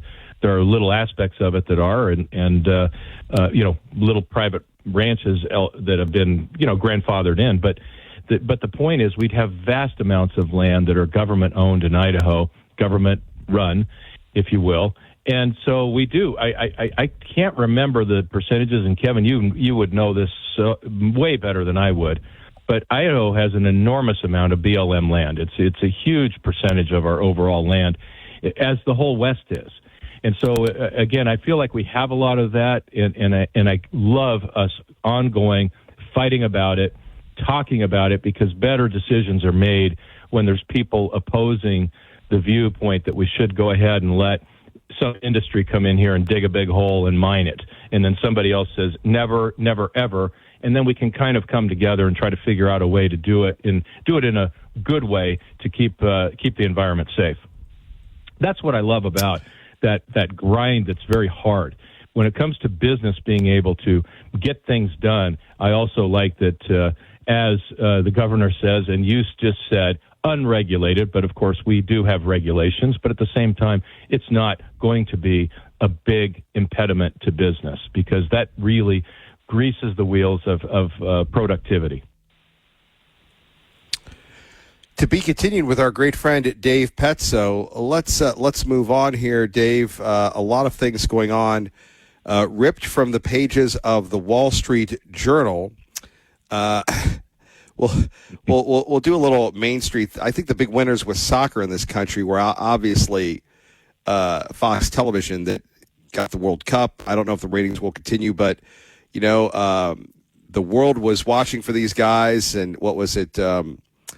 They lost 4-1 yesterday, and more importantly, maybe it was the timing, maybe it was America advancing, but people just tuned into the World Cup, which means a lot of revenue, a lot of money. Most people are looking at these things as they're thinking at it. Well, it's a game and blah blah blah. But here's the headline. I was stalling until I got to it. All eyes were on the U.S. soccer team. Then it collapsed spectacularly. Now you remember Pele. You remember everybody else. We continue to have people trying to indoctrinate us through sports socialism of soccer. But what'd you make of the World Cup? Obviously, I was very happy that Seattle had that game last night. It meant a lot to the Northwest. Yeah, it did. I thought that obviously the U.S. played horribly. It was it really looked like amateur hour, and I don't want to make fun of it because they're obviously not. And people have bad games, but I really couldn't believe how badly they played. And but it's amazing they got this far. And so I am really encouraged, though, more than just the U.S. That's the draw. That's going to be the big draw, of course, but in our own country. But at the same time, all of these games are packed, and they're very expensive to get to. Everything's sold out. It's $25 beers. It's absurd. As you've been reading in the journal, they're talking about all these costs. Like it's $150 to get a ride from the airport. Those kinds of things. It's a really a high cost event that is packed. The thing that strikes me about this is how many of these amazing TikTok or whatever you want to call them videos that are floating around of all these people from foreign countries going, we love this country. This is unbelievable. I can't believe how much we were lied to about this country. And, again, it's one of those things that the media, which I don't understand, everywhere in the world is in this place that they hate America. American media hates America. It's weird. It's so leftist. I don't know why you go become a journalist and you become a communist. It's weird. But at the same time, these folks are coming over, and this is spreading around the world that this is not. This country is abundant. It's fun. It's incredible to be in, and I think that is the big takeaway for me from this World Cup. And I'm happy that Fox is enjoying the glory of all this. The same as the 4th of July. Only Fox was there on the mall, which is amazing for the 250th birthday. Everything is political, even the 4th of July. Well, yeah, and it's interesting. Everything is political and economical these days. What'd you make of Microsoft giving the boot to, over 4,000 workers, primarily those associated with the Xbox? But Microsoft used to be invulnerable until it wasn't. Correct. And if you look at the stock, that's an interesting thing, too, to look at the stocks of almost all of the Mag 7. They've been lagging the market greatly. It's really the Microns of the world, the chip stocks, the AI enablers, if you will. It's not the AI buyers like Microsoft that are doing really well. They're the ones spending the money. So the market is in this incredible rotation, and Microsoft is caught up on that. They do software. They do a lot of it, as we know. And it is one of those things that now AI does software better than engineers, coders, et cetera. Microsoft is not a dominant company in software, or as dominant in the future, says the market. That's what the market is making its decisions on. And companies like Amazon, Microsoft, all of the Mag 7 are spending so much money to try to come up with solutions in the AI sector that the market is kind of revaluing them, if you will, a little bit. They're not giving them credit for the future as much because they think there's going to be more competition. And spending $1 trillion is a lot of money over the next few years and means they're really not dropping much to the bottom line. That is an interesting thing to me, is what's going on in the market. But these companies are going to see more layoffs, more restructurings as they try to figure out the next step in productivity and AI to drive their businesses forward. They are not going to be the only companies in the world that can do software well, and I'm not even sure they're going to be doing any software if we think out 10 years from now. Amazing when you think of that. Kind of a hodgepodge today. We've gone from soccer to Microsoft to the Chinese cars. We got another story where people are struggling whether or not to let them in. Do you think it's inevitable that the Chinese electric vehicles will be allowed into this country? And I really can't emphasize enough just how, for lack of a better term, cheap and efficient they are. Here's the headline. Finland shows the trust barrier facing Chinese EV makers in the West. And by the way, the cars can spy on you. And I love this. People are wondering if they have kill switches or they're funded by the Communist Party. This is why I love just giving Dave Petzo these questions. Kevin, nothing coming out of China can be trusted. They don't care. They are, if you will, that's kind of like the evil triangle, the Iran, Russia, and China. They lie about everything, absolutely everything. I don't want to say it's cultural, like every Chinese person lies when they open their mouth, but they kind of do. I mean, what I'm saying is it's a culture of it doesn't matter if I steal from you, it's your fault for not paying better attention. And I think that this kind of culture is something that we are not going to be putting up with. I can't imagine, as long as you have switches to turn on and spy in all the shipping yards in the country. Why do I want to buy cranes? Of course they're cheaper, because they're basically setting up a defense mechanism, and they can shut the cranes down anytime they want to. It's one of those things around the world that you're just like, it's not just finance. We also have to be careful about what we're letting in. And so I don't see that happening, Kevin, anytime soon. But I also kind of think that things change, right? I mean, it's like saying that California will always be a blue state. It used to be a red state, right? And Texas was a blue state. So we're talking about things that can change globally as well. And that is, will someday we get along well enough with China? Will we coexist instead of their drive is to take over the world? It's possible. It'll take new leadership, of course, because it's entrenched. But at the same time, maybe somewhere down the road, we can actually have trade that makes sense and with them and allow them to come in. But right now, it's like TikTok's out, EVs are out. Why would you let them in? I have no idea why Europe would. Maybe just an anger, hatred, natural left-leaning. I don't know. They lean more towards China. I have no idea why they would let them in to dominate in the future their auto industries. Yeah, it's something that not a lot of people in Idaho or around the world are talking about, at least at the grassroots level, at the consumer level. But apparently, look, remember, you and I talked about this at 580 KIDO, our great friend Dave Petzo joining us, host of Money Matters, where, I mean, the CEO of Ford, little Ford, went down to Mexico and bought one and was driving it around because he wanted to study it to try to save his company. I mean, these are how ruthlessly efficient these Chinese cars are. Yes, and they work fine, and AI is a serious business. But just like you, I'm trying to keep up as much as I can on the developments of something I really don't understand. Listening to podcasts and things like, and reading what I can about AI. It's the same story. The Chinese are not far behind, or are they actually behind? And in some things, they may be ahead. and they're open sourced. In other words, they're not trying to be safe about this. They're just trying to run forward fast. And it's one of those things that's both dangerous and, because AI it might be dangerous.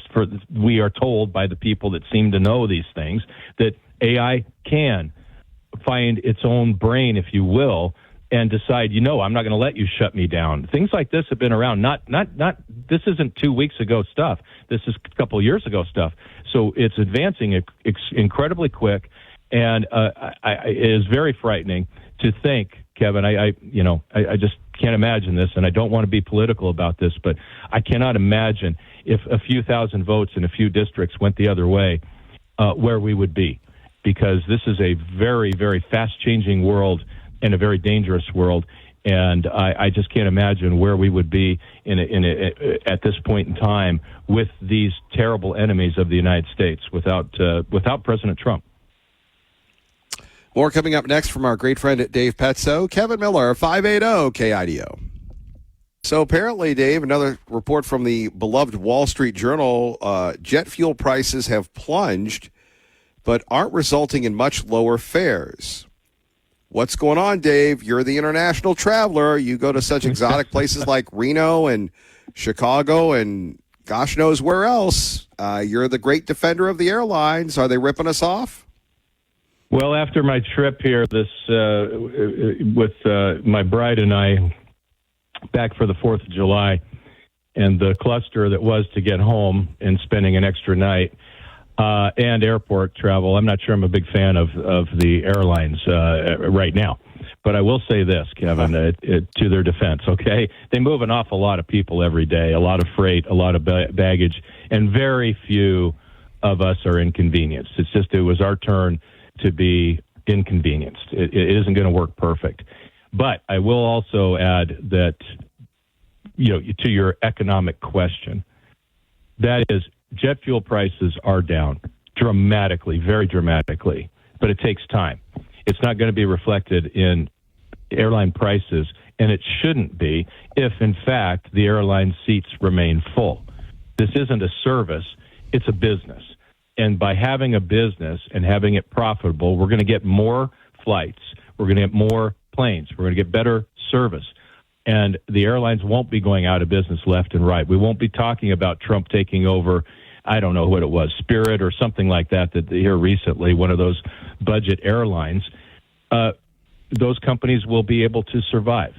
So I hope that comes down and brings prices down. But what really, even if it was a direct correlation, Kevin, it'll take time. It really does. It's no different than why aren't gas prices lower. It's a fair question, but we have to empty the tanks, and all of the oil that went into these refineries got refined over a period of time. It wasn't a couple hours. It wasn't a couple of days. It takes time, and then pipe it out and fill up the tanks. That needs to be exhausted, and then we would enjoy lower prices. And that's the same with jet fuel. It truly is the same. And I think you're going to see that reflected both in profitability for the airlines as well as you will start seeing some relief on ticket prices. At least not surcharges. So what you're saying is now it's time to just embrace lower expectations. I'm not sure where you got that. But well, I mean, wait a minute. You pay for a flight. Wait a minute. You pay for a flight. It's supposed to be, I pay for a service. I'm contracted to do this. Sorry, you're hosed. You're inconvenienced. No refund. No anything else. So that's essentially what you've said, and you've taken it quite well, sir. Yeah, we're not particularly happy about the fact that we had to pay for the hotel room. We quotes, it was weather related. So that's a separate issue, Kevin. We will be fighting that one, and we probably won't be flying that airline again anytime soon. Our bad. We chose the wrong one. But but seriously, it feels to me like the most all businesses are acting like it's competitive, and that's why. If we do not, people, this is the problem people have. They should be regulated more. No. then you're going to have less competition because they'll drive people out of business, and then the ticket prices will go up and the service will come down every single time, 100% of the time. Do you really want to fly in a highly regulated Russia, or would you rather have a choice of multiple airlines and going coast to coast all over America? Well, I want to fly in the morning. I want to fly, a little bit earlier in the morning, and I want to get there at this time. We are so spoiled by this that when we are inconvenienced, and we were terribly inconvenienced and frustrated, it is still one of those things where you go, I do anyway, and I think most people do upon reflection. This is going to happen in your lifetime when you fly. There is bad weather, and it is going to happen, and it certainly did to us, and it was, I think, handled poorly. But most of the time, I get there, it's a fine enough experience, and I just don't want to be locked into everything kind of like is bad. When travel is so terrible these days. Well, I think it's actually better because I've got more choice. That's all. I don't think I have to choose. How'd that work out for you on your way home? Travel's better. It did not. It did not. But I got to say, years ago when there were less options, I had bigger problems. I spent 48 hours in O'Hare. That was a nightmare. That was really, really bad. Literally, no showers, little food, and laying in cots with other people is just not a fun experience. When things like pilot strikes and all those things happened, it was and poor choices because you couldn't fly very many airlines, so you just had to wait your turn. Our great friend Dave Petzo joining us here on 580 KIDO. A lot of people wonder if there's going to be the AI bubble. Dave, are you still a believer? People are getting scared. Yeah, I'm a believer in both, I guess is the best way to put it. And that's really not, I'm not acting like a politician to try to have it both ways, Kevin. What I'm saying about AI is that this is not a bubble. We have a bubble in bubble talk, that's for sure, about everything. Everybody looks for every bubble, and they talk about it here and here and here. Stocks have been overpriced for, I think, about 15 years now by certain measures that people like to quote all of the time. And when we have market corrections, finally, after we've gone up, I don't know, we've doubled, we've tripled, and then we go down, 20%. That doesn't make people right. They are wrong, end of story. And so we have to be careful with that. But we also have to be careful equally to say for something like Micron, and I'm going to pick on it because it's our big local stock, right? But there are so many millionaires have been made virtually overnight, not because they invented something, but because they held a stock. And many of them, of course, work at Micron. But it doesn't mean they're executives there. They're just people are on the stock purchase program and now have zillions of dollars. We need to understand that these things can change and do, and you don't need to try to sell every share at the maximum price. So trimming is the only thing that makes sense on the way up. You don't have to sell it all, but we've got to be thinking about things like that. And that's true across the board for AI. We don't know who the winners are going to be. We really don't yet. We all say things like the Mag 7 are going to be great because they have the cash flow to do it. And you're going, well, I think the stock market is appropriately evaluating whether the market's going to be right or wrong. That's what the fight is right now on the buy and the sell side. It's simply saying, I don't know that Google should be worth $1,000 a share because it was on its way there. It's certainly far from it. But what I'm saying is it's not automatic that they're going to be one of the winners in AI. It's not only not automatic, they're spending $1 trillion over the next few years to try to stay there, meaning that profitability, that cash flow is going out the door. But the companies that are owning that are the companies like Micron. So it's a balance between those two. Do I think AI is a bubble? Not at all. It's real. But companies within it are going to change, the winners and the losers constantly. And I think that people have to be aware of that and diversify within it and don't get carried away. They literally have 0-day options all the time. That means that they expire today. And people are playing that. They're playing the levered things 1 times, 2 times, 3 times on the up or the down. It's a gambling casino when you're doing that, and you, I promise, will lose. It is simply these are controlled by the machines, by hedge funds, and you will lose to them. They have the mathematics, they know the odds, and they know you are going to lose. Don't do that. And if we can stay away from that and stay balanced in it, I think people are going to win from this AI, this huge amount of money. It's trillions and trillions of dollars, and it's led to outer space and everything else. It's a wild run to try to have enough data centers, and they're going to be launched into outer space. It's an exciting time to be alive.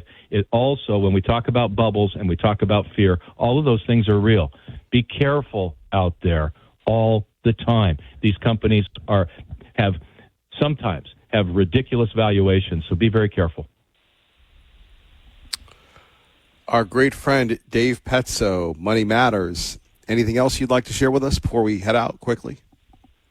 Kevin, I do. I appreciate how amazing this country is, and I know you do too, because we study history. And when you go back and you see a place like Washington, D.C., and because my son-in-law is in the military and happened to be back east at the time, we were able to go sit on the Pentagon lawn and watch the fireworks and hang out. So wait a minute.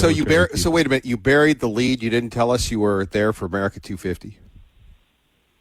I did. I was waiting. I didn't bury the lead. I told you I was going. So yeah, you knew. You said it kind of sort. I said you were going east, but look, Dave, I am not a smart person. Remember, I'm the beauty of this operation. I never want to assume because then Dave Petzo corrects me. So, yes, I back for the kind of thought that, but I never wanted to do that. So, my goodness gracious, I apologize. Please go ahead. We're going to have to get you back to talk about this, but please go ahead, sir. But you think about those experiences in our life and the people that come before, and I can't help but walk through there and walk along the mall, seeing the state fair and all those things, and just think about all these states pulling people together, all these patriots, and they are. And 300,000 people going to the mall, and then the weather was terrible, absolutely horrible. They had to cancel parades. The lightning came out, and then it was just it was a mess with the weather, but it still came off. And just being there and recognizing that we are, in fact, I say this, and maybe I say it too much, but being born in America is like winning a lottery. You've already won the lottery of life. The opportunities, the freedom that we have, we take for granted, and we sit around and talk about and complain all the time about things. And I find myself, as I'm looking at those things and thinking about it, and that, wow, those 50-some people got together knowing they were going to die against the greatest army in the world to create a nation that's still being created and recreated. And it's amazing, divine inspiration.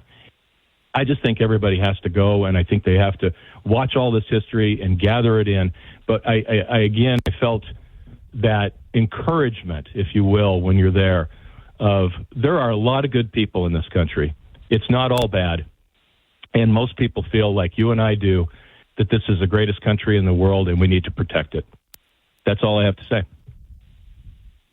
Dave Petzo, he's right. It will change your life just going to D.C. One thing that is really worth it. Dave, I've got to run, but God bless you and your family. Thank you very much, sir. God bless you, Kevin. Thank you for your time. Have a good day. Our great friend Dave Petzo, Money Matters. Kevin Milelr, 580 KIDO Traffic. Let's get you to work safely and on time. Burn an estimated 2,500 acres. Crews continue fighting the fire, monitoring it overnight. There are no active evacuations throughout the Boise foothills. So please, please, please be very careful.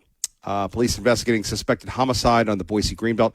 By the way, I have to say, look, we like to be fair here. We like to be people. I don't want to say we're impartial or opinionated, but I have to say, with all the baby reporters, Channel 7 really owned the fire story yesterday. And I don't know about you, but if you have DirecTV, you can't get Channel 6.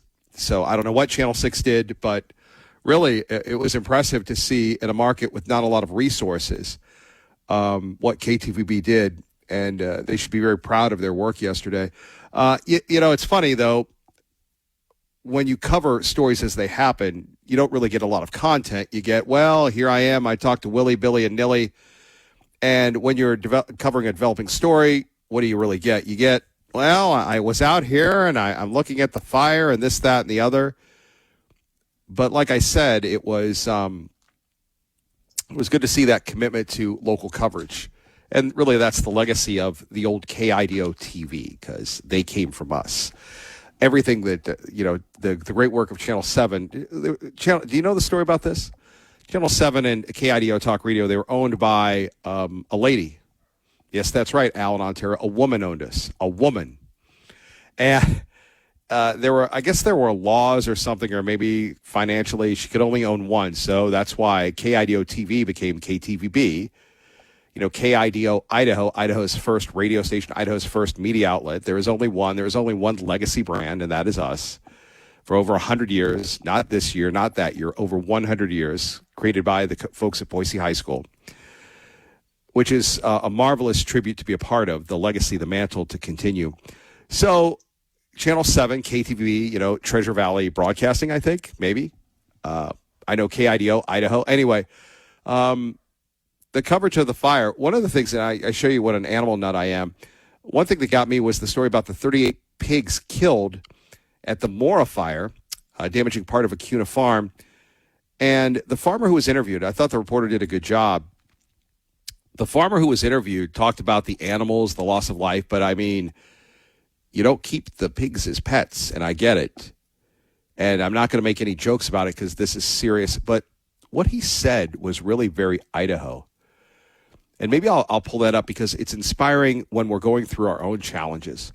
We have the West Ada superintendent who disclosed that he's going through a cancer struggle right now, a cancer challenge. Dr. Bub, we've criticized his salary, but never his work ethic. And like anyone fighting cancer or blood cancer or any disease, it puts everything in perspective. So our thoughts and prayers to everyone, public and non-public, that are fighting these, sometimes alone, which really stinks. So I always say, you are not alone. Be not afraid. I go before you always.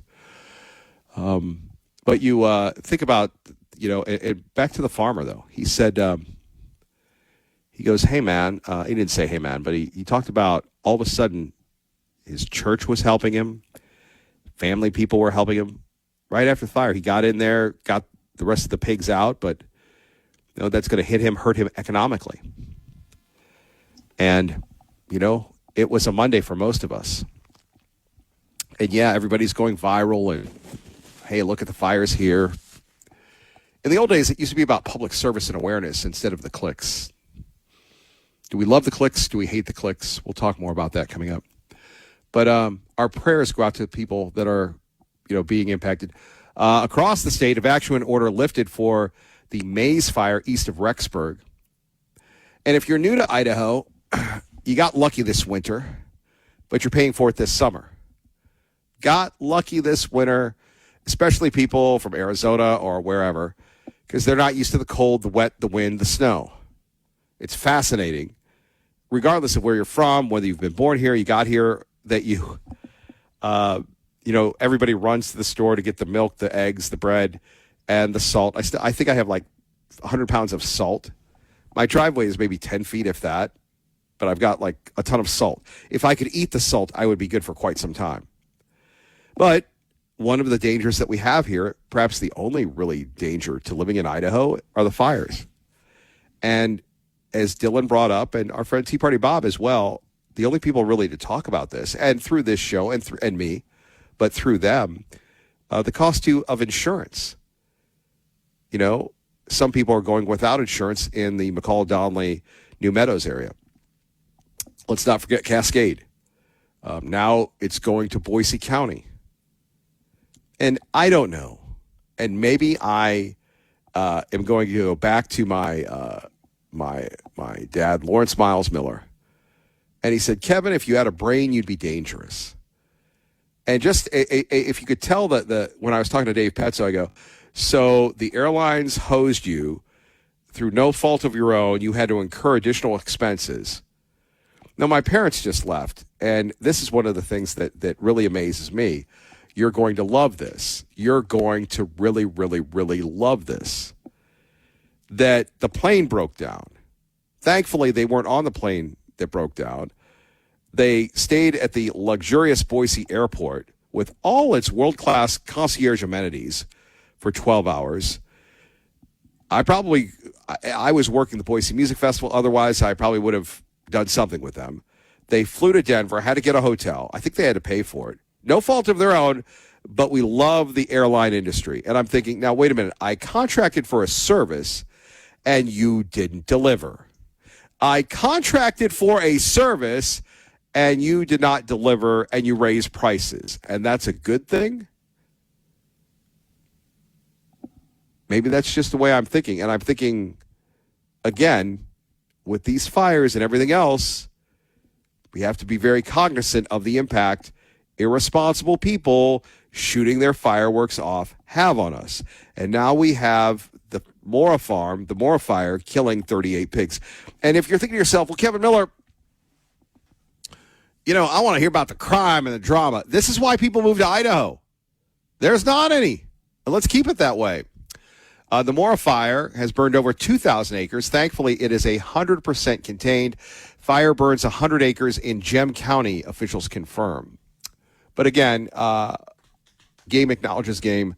Good job by Channel 7 yesterday. We move on to Eric and Kuna, a very, very spirited debate yesterday. We were throwing down. We always appreciate Eric. Good morning. Hey, good morning. Yeah, we're in a drought. And I just wanted to point out something about these data centers. So they can use a closed-loop system using glycol to cool their data centers. NVIDIA's doing it. But you know why they don't? Because it costs too much money. And they want fresh drinking water. So if you think about that, here we are in a drought. And all these data centers are in the West. We have a drought. We have a drought here in the West right now. It's going to be a drought. I noticed. Hey, let me jump in for 2 seconds. There's a new story. Yeah, Eric, let me just add to this. There's a new story somewhere saying the data centers aren't buying land where land is cheap. They're buying it where there's water. Back to, to your point on that. Yes. They're buying it where there's water. They want fresh drinking water. And so I'm seeing that, we could have asked Dave Petso about this. Water is kind of becoming a traded commodity. And I feel like the data centers, it's almost like they know that's the case. So they want to weaponize water because that's what they're doing, and electricity. So, I think, I'm not for regulations, but, if Trump were to do something good for these data centers, for the people, not for the data center companies, and make them build closed-loop systems using glycol, it's possible. The technology is already here. And honestly, I would rather see no more data centers. I mean, what are the data centers is the question. I mean, yes, we got so many more electronic processes and blah, blah, blah, and all this stuff, but what are they really? I mean, part of it is the advertising. They got to process all the clips and the dips and the daps, like you say. They got to process all that to spy on us.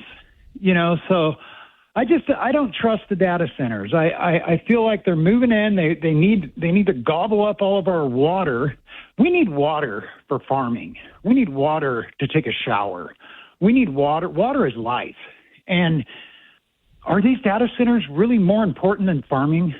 I just don't see it. I think we could slow down on it. I just don't trust it. I think they're going to weaponize the water, which is already happening, and electricity. So, they come in, they raise the rates. I mean, I've been reading stories of places in like Lake Tahoe and some state down south where they're telling people, residents, that, you're going to have to get your power somewhere else because we're going to be taking your power. So I don't know. I just don't trust data centers. And what are they for? I mean, the mechanisms of control, the mechanisms of surveillance. I mean, they need to process all that. We got all these flock cameras everywhere, and they need capacity. Hey, by the way, who voted on that? I don't not remember us. anybody voting on those cameras coming in. Yeah, not us. And I mean, if they were used the proper way, I mean, I can understand if a child gets kidnapped or something like that, how they would be handy, or a bank robbery or something like that. You know, I mean, I guess they have their purpose, but at the end of the day, they're processing everything. I mean, I saw this video, this lady, I think it was down south. And the cops came to her door and told her that, you know, with the flock cameras, you can't walk outside your door and take a breath of fresh air without us knowing it. So, you know, at the end of the day, these stupid data centers are going to be our digital prison. And if, you know, I thought Donald Trump was against the digital currency, the central bank digital currency, but it's almost like they're setting up the whole system. And pretty soon they're going to tell us, well, your cash is useless. And now we're going to monitor everything you do. Will be, you know, and it's all connected. You know, they could, and the thing is, they have the AI to watch us. You know, so the AI can be programmed to watch us. So if I say something that's not in line with politics or something like that, they can see us without a person watching. The AI can detect whatever it is they want to detect, and then they act accordingly. Then they, you know, shut off our bank, or kind of like what China does with the social credit system. I don't know. I think there needs to be regulation with these stupid data centers, and I think they need to be forced. If they're going to build a data center, they need to be forced to buy the closed loop system using glycol and reusable water and wastewater. I mean, like at the Boise Water Treatment Plant. So when they process that water, it's pretty interesting. I took a tour of the place years ago. It's a pretty interesting setup. They can take the dirtiest, nastiest sewer water and turn it to drinking water, which they do, but it's not put back into the system. It actually goes into the Boise River. But it's treated water. I mean, it's actual drinkable water. Not that I would want to drink it. Right. But here's here's the deal on this. Let me hit you with one here, big boy. Let me hit you with one. Go ahead. Yeah, and we might run out of time here. Who's going to oppose big tech? Who's going to oppose the data centers? In Utah, they're going crazy. Kevin O'Leary's going crazy. Tell me what politician, what person is going to oppose it in Idaho? Who's going to look out for you? Who's going to ask these questions besides you and Kevin Milelr? Well, I don't know. I mean, we never hear a peep from the governor or... Well, the governor is... Wait a minute. Eric, thank you. I got to run. But here's the deal. The governor is very pro-business. It's been very successful for him. The mayor has backed the incredible tech expansion. There's no one left. Is there? 580 KIDO. Kevin Milelr, 580 KIDO. Wacky, zany vacation season, and we will be here till Thursday. Then we will take our sabbatical. But if there is, you know, the war starts up again, who knows? I don't want to really say anything. If these things happen, we will be ready to go from our remote studio on the Oregon coast. Looking forward to, again, serving you as we continue. God bless everybody. Thanks, Window World Boise, this hour's sponsor of the Kevin Milelr program. We're rolling. Are you? Stay with us.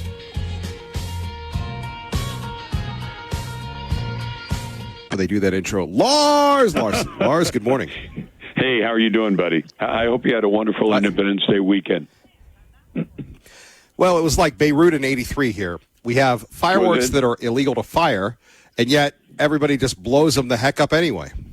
Can you tell me, though, what message do you get from a government when it says we cannot trust average folks to handle fireworks? Because every time I read about somebody who gets in trouble with fireworks, it's usually because they're doing something colossally stupid.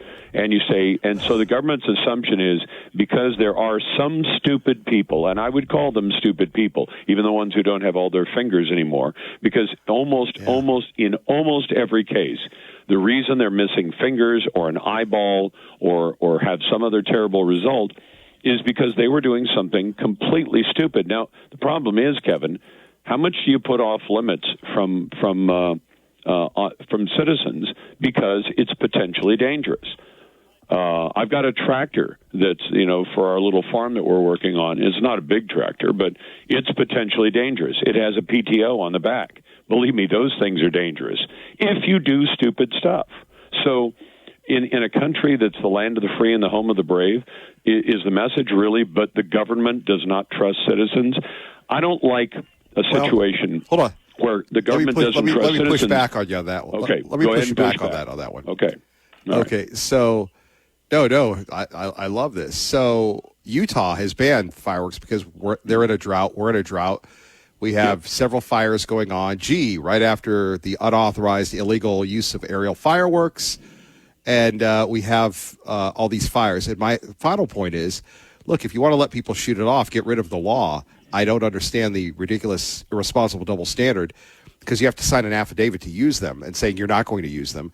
And with all due respect, at 2:30 in the morning, are you shooting off neighborhood fireworks? Are you really celebrating? I think that's America? rude. It's rude, and you ought to have consideration for your neighbors. And did you see there was a meme, and I had never thought of this, but there was a guy walking around a neighborhood at, I think it was 7 or 8 o'clock in the morning. And what he had done was he had recorded the sound of fireworks, and then he got a boom box and a big speaker.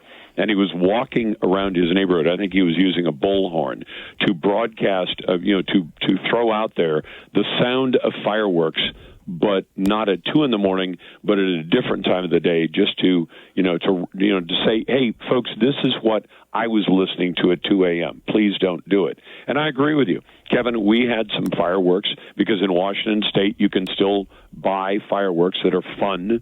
They fly up in the air, they explode, and if you use them safely, you don't have to worry about it. But we did it smartly. I mean, we have a big field, and we mowed the field, about 2 acres. We mowed the field down to nothing, because we mowed it down to just short stubble. And we had some really heavy mist and dew in the morning. And so we knew it was wet. If it had been one of those bone-dry July 4ths, we might have reconsidered our plan for fireworks. And we bought the kind that go up in the air, blow up. And, yeah, they throw some sparks and things like that, but we'd make sure that – and the other thing is a flat surface. I have some if you know what hardy board is, it's made out of concrete. It's a concrete composite, and they use it for siding and other stuff like that. We'd used it on a few projects. I had some flat pieces of hardy board, and I put the fireworks on top of that so the fireworks don't have anything in the immediate vicinity that will catch fire. And it's a flat surface because you also hear about people getting in trouble because I don't know if they've had a few beers or whatever, but they go to fire a mortar and then the mortar tube falls over. We made sure that we used a few mortars, they're little legal ones, but they go up and they make a satisfying pop and a big starburst and all that.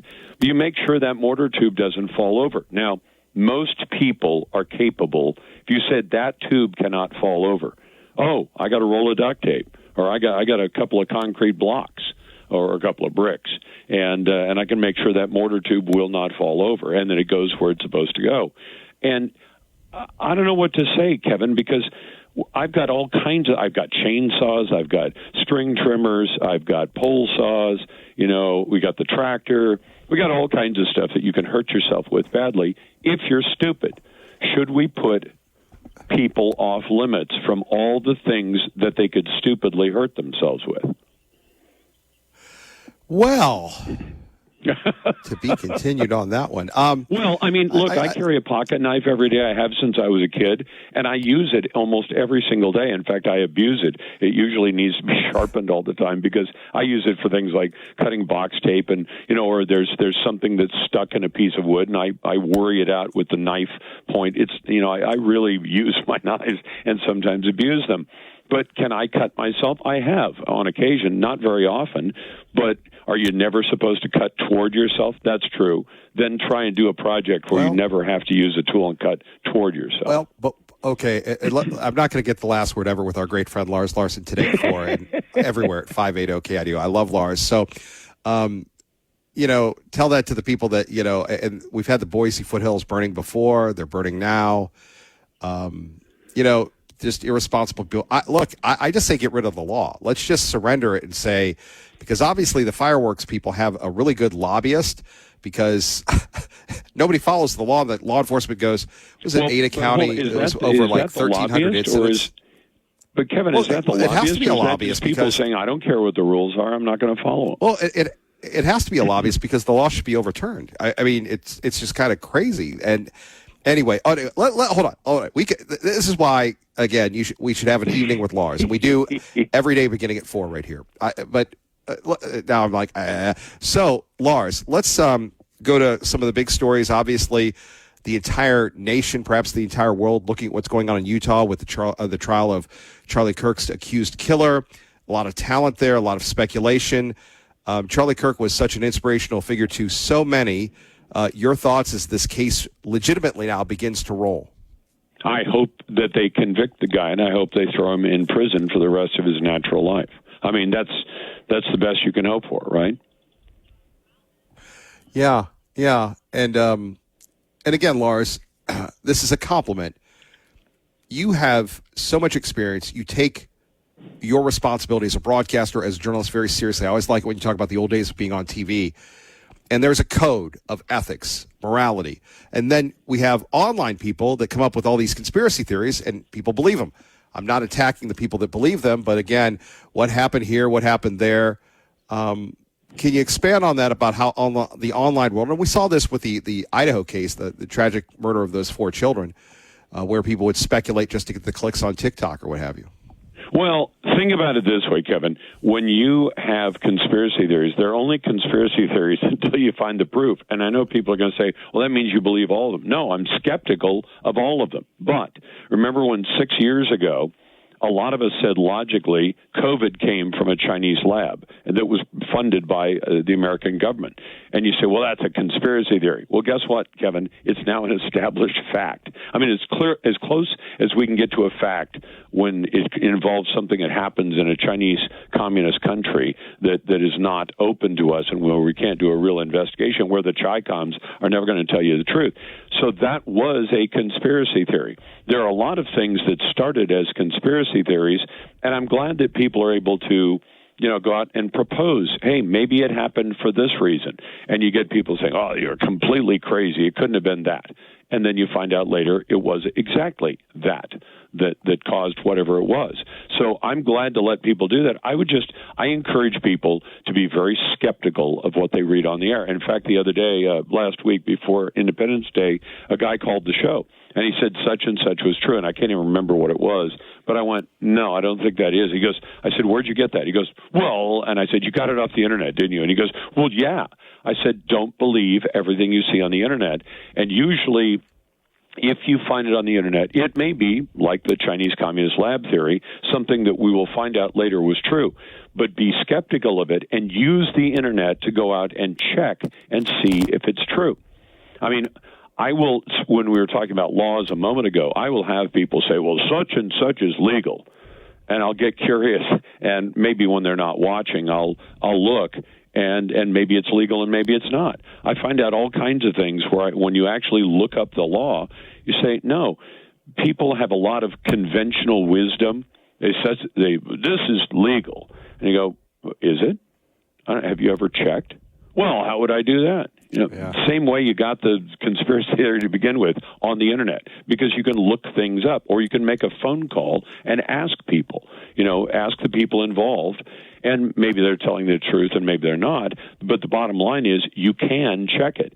And the more outrageous, and my producers know this, because the three of us work together very well, Joel and Mackenzie and me, and I tell them, I'm willing to go on the air and say, hey, it's, somebody is suggesting that such and such just happened because of this. But the more outrageous the theory is, the more proof I'm going to want. For example, I'll throw in some contemporary politics. Graham Plattner, this scummy Democrat in the state of Maine, and now a woman is reliably accusing him of rape. And when I say reliably accusing, I mean, what was the accusation? Does it make sense? And does it sound like it's pretty well founded? Is the person who's making the accusation using her own name? and allowing herself to be named, which means she's taking responsibility for what she's saying. She is. She's saying Graham Plattner, a number of years ago, came to her house drunk as a skunk and forced himself on her. Now, is that believable? Yeah. Could it have happened? Yes. Could it also be false? Yeah. But, now the immediate reaction from Graham Plattner, who, as far as I'm concerned, is a dirtbag, but not because of that, but because of a bunch of other things, is now saying, well, I'm going to reconsider my candidacy now. And he's not coming out saying there is absolutely no truth to what she's saying at all. Now, no, and by the way, Mandami has come out and said he has to go. And building upon that, the Jake Tapper interview. The Democrat Party does have the unindicted rapist Bill Clinton, who they're very proud of. So maybe they keep Graham Plattner on the same basis. Well, but you know what they say, Lars. As soon as you talk about Plattner, they go after the president. And the president. You've interviewed him at the White House. You know the whole deal. And they don't defend it. They just try to throw the shade. Well, they do. They throw it to Trump, and they say, well, he raped somebody. Well, no. There's a woman, E. Jean Carroll, who accuses the president of rape. The accusation was never founded in court. They did say he had to pay her some money for sexual harassment, which I don't think happened either. This is a woman who couldn't remember the year that this awful sexual assault happened to her. Now, Kevin, all of us have significant things, good or bad, that happen to us in our lives. Do you think most of the time when something especially awful happens to you, that you're going to remember that day and date and what the weather was and who you were around when that awful thing happened, right? This woman can't remember the year when it happened, let alone the day or the date. So should we believe her? Well, I'm with you and, of course, the people that backed her. Limited time with Lars Larson, so I always want to get the good stuff in. All right, Lars, you're a regional guy, you're a national guy, so a lot of people may not know the significance of what happened in Michigan, where you had 3 people running. One of the mainstream people, an import from California who has red hair, very articulate, software engineer, who I think kind of talked down to people, bailed out. So the congresswoman running for the Senate race could be one-on-one against the Looney Tune latest Democratic socialist. How significant is this? I think it's very significant because it tests something. We've already seen in New York City, I will admit that I was completely wrong about New York City, that they elected Mamdani, and I thought, you give those people, even New Yorkers, 6 months of this guy and all the crazy crap that he's doing, and the stuff that demonstrably leads to just destruction of America's biggest city. And they will learn a lesson from it, and they'll say, well, we're not doing that anymore. You know what they did? They elected 3 more DSAs. And I'm going to tell you something. I think the whole party, the Democrat Party, is going to Democrat Socialists of America. And they are a dangerous group because they say they want socialism. Socialism always leads inevitably to communism. And that's not a conspiracy theory, Kevin. It's understanding something essential. And on the 250th birthday of the United States, we should recognize this, that when you say what made America a great country, part of it was that the government recognizes your freedoms. And not freedoms it got from government, but freedoms that are protected by government, at least in theory. So what happens under socialism? Well, under socialism, they take control of the things you own. They take, and that means your business enterprises, housing, the whole 9 yards. And because they have to do that at the point of a gun, Kevin, if you have somebody in Boise who started a small business and grew it to a major business or even a mid-sized business, and you say, okay, should that guy have to share some of his success with the people who started small businesses and they never got very big at all? They're basically working, their small business is a day job that they go and work every day and they make a living at it, but it doesn't grow into Starbucks or Microsoft or Boeing or whatever. Should he have to share his success? Of course not. Why? That success is his. Everybody else has an equal opportunity to pursue that success. In socialism says you were successful. Say Lars was successful and Kevin wasn't, or vice versa. Kevin's successful, Lars isn't. So now we're going to take part of what Kevin has and give it to Lars without merit. Now, why would that make sense? And once you've taken people's... But again, you heard Mondami, Lars, where he was yapping during the, the 4th of July, and just all the guilt-ridden stuff, all the crap that people were saying about, America, it's not this for this, and the trillion... I mean, he was horrible. Going, dude, anti-American speech that he gave. Yep. Yeah. I'm going, this is Trotsky. It is, but why are people... And, the problem is it's really tough to run against Santa Claus. When Santa Claus says, hey, all you have to do is be a good little boy or girl, and you will get whatever you want under the Christmas tree. Now, it's great to be Santa Claus, and we do it. And privately, if a family decides we're going to lavish gifts on our grandkids, which Tina and I do, we can do that. And but the problem is when you're a politician and you say, I promise, if you'll elect me, I'll take some of Kevin's stuff and give it to Lars, or vice versa. It's tough to run against that. The problem is you have to have an electorate that's informed enough that they understand if they can take Lars's stuff and give it to me, then if I ever become successful, they can take my stuff and give it to Lars. And you have to imagine that at some point you're on the receiving end, and on some point you're not going to be on the giving end. You're going to be on the end where the government comes in at the point of a gun and takes your stuff and gives it to somebody that the government decides is more deserving. Do you want that? And if you want it, be prepared for the consequences. Right? You're right. You're right. I mean, that's my response to why is this becoming so popular? Because you're running against Santa Claus. And imagine in New York City, where Mamdani has now announced 1 million housing units are going to have the rent frozen. And all the people who rent housing who don't think beyond the end of their nose are saying, yay, our rent's not going to go up.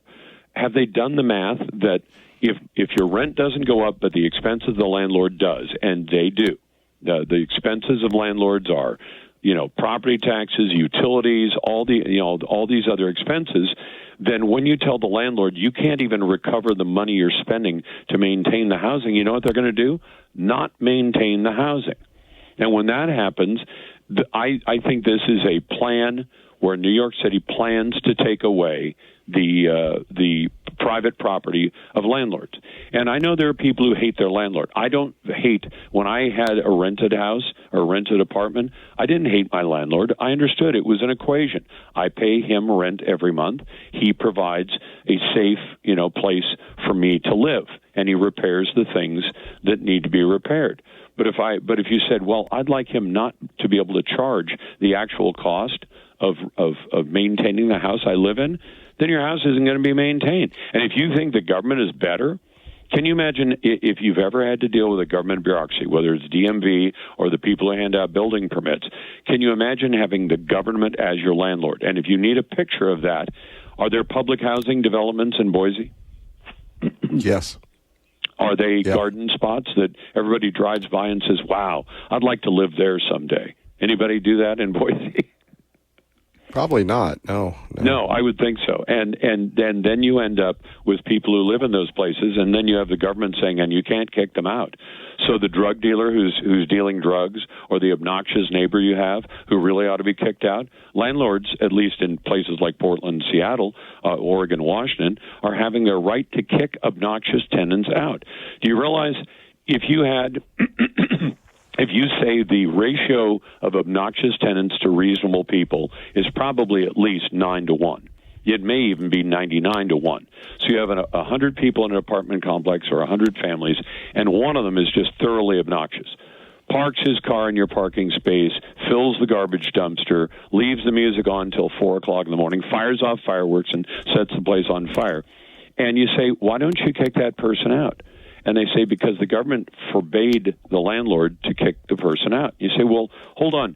There are 99 of us who are suffering because of this person, and there's one person who's getting the extra right to make our lives miserable. Who would arrange that kind of situation? It's terrible.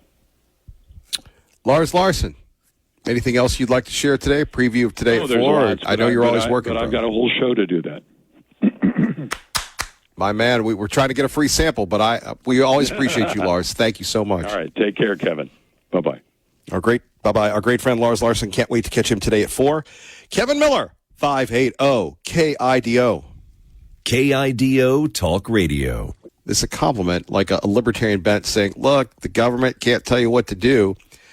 And yes, I agree. We don't want the poor people of Boise, as we first broke, and then the statesman picked it up. Mayor can determine whether you have water or not to water your lawns. Why? Because we're in a drought. Why? Because things are burning up.